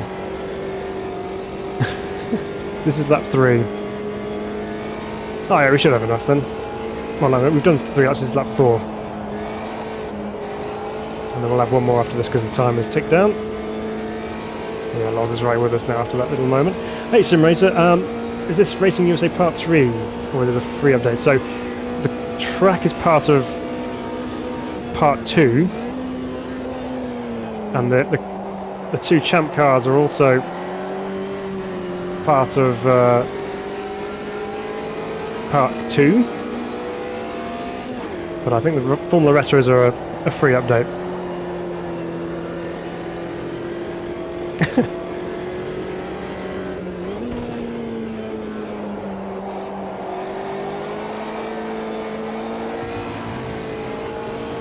Okay, the battle's on with Loz now. He's getting interested in getting past us. Every time SimRacer switches to the channel, he's in one of these VW death traps. It's just a thing.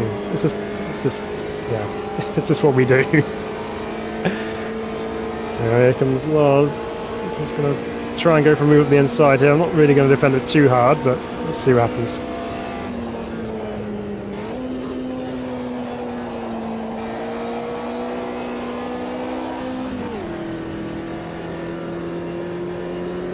Don't worry, fuel level hasn't changed, runs off flower power.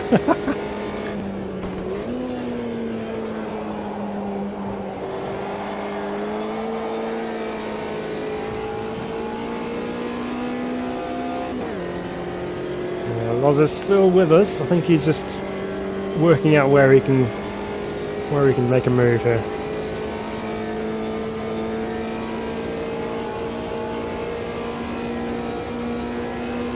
Just got to cover the important bits where he thinks he's close enough, but boom. Hang on a second, what's going on here?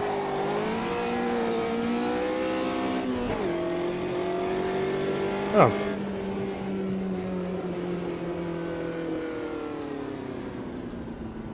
So apparently we've been disconnected from the multiplayer session. It's weird.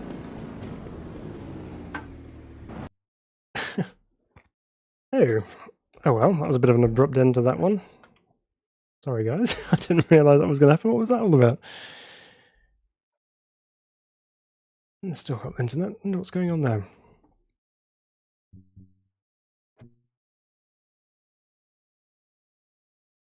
Yeah, okay. Very, very strange. Let's see if it actually finds any multiplayer sessions at all.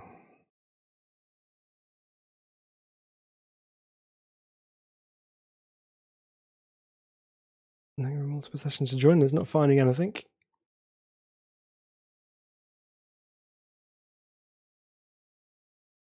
Yeah, seems multiplayer seems to be struggling. Yeah, you got that too, did you, Funky? Yeah, disconnected. Yeah, it was a shame, that, isn't it? And what's going on there? Something's gone down. Unless, of course, there's a hotfix being pushed out, which we're not seeing because we're in the game. Anyway, regardless. So let's wrap up our thoughts here. The update. Yeah, again, hats off to Riser. Brilliant job. Road America is really, really good. It's nicely done all the way through the seasons as well. Looks great. And yeah, just a really nice, fun track to drive. And I'm sure with some of the other cars, we can get the likes of the Corvette and the 911 RSR, the old style ones on there. Group C cars as well. GT1s would be amazing around there. So yeah, really good addition to the game, and I'm looking forward to trying that with some other cars. The cars themselves, obviously, we've said Formula Retro, probably the stars of the update for us. Just really good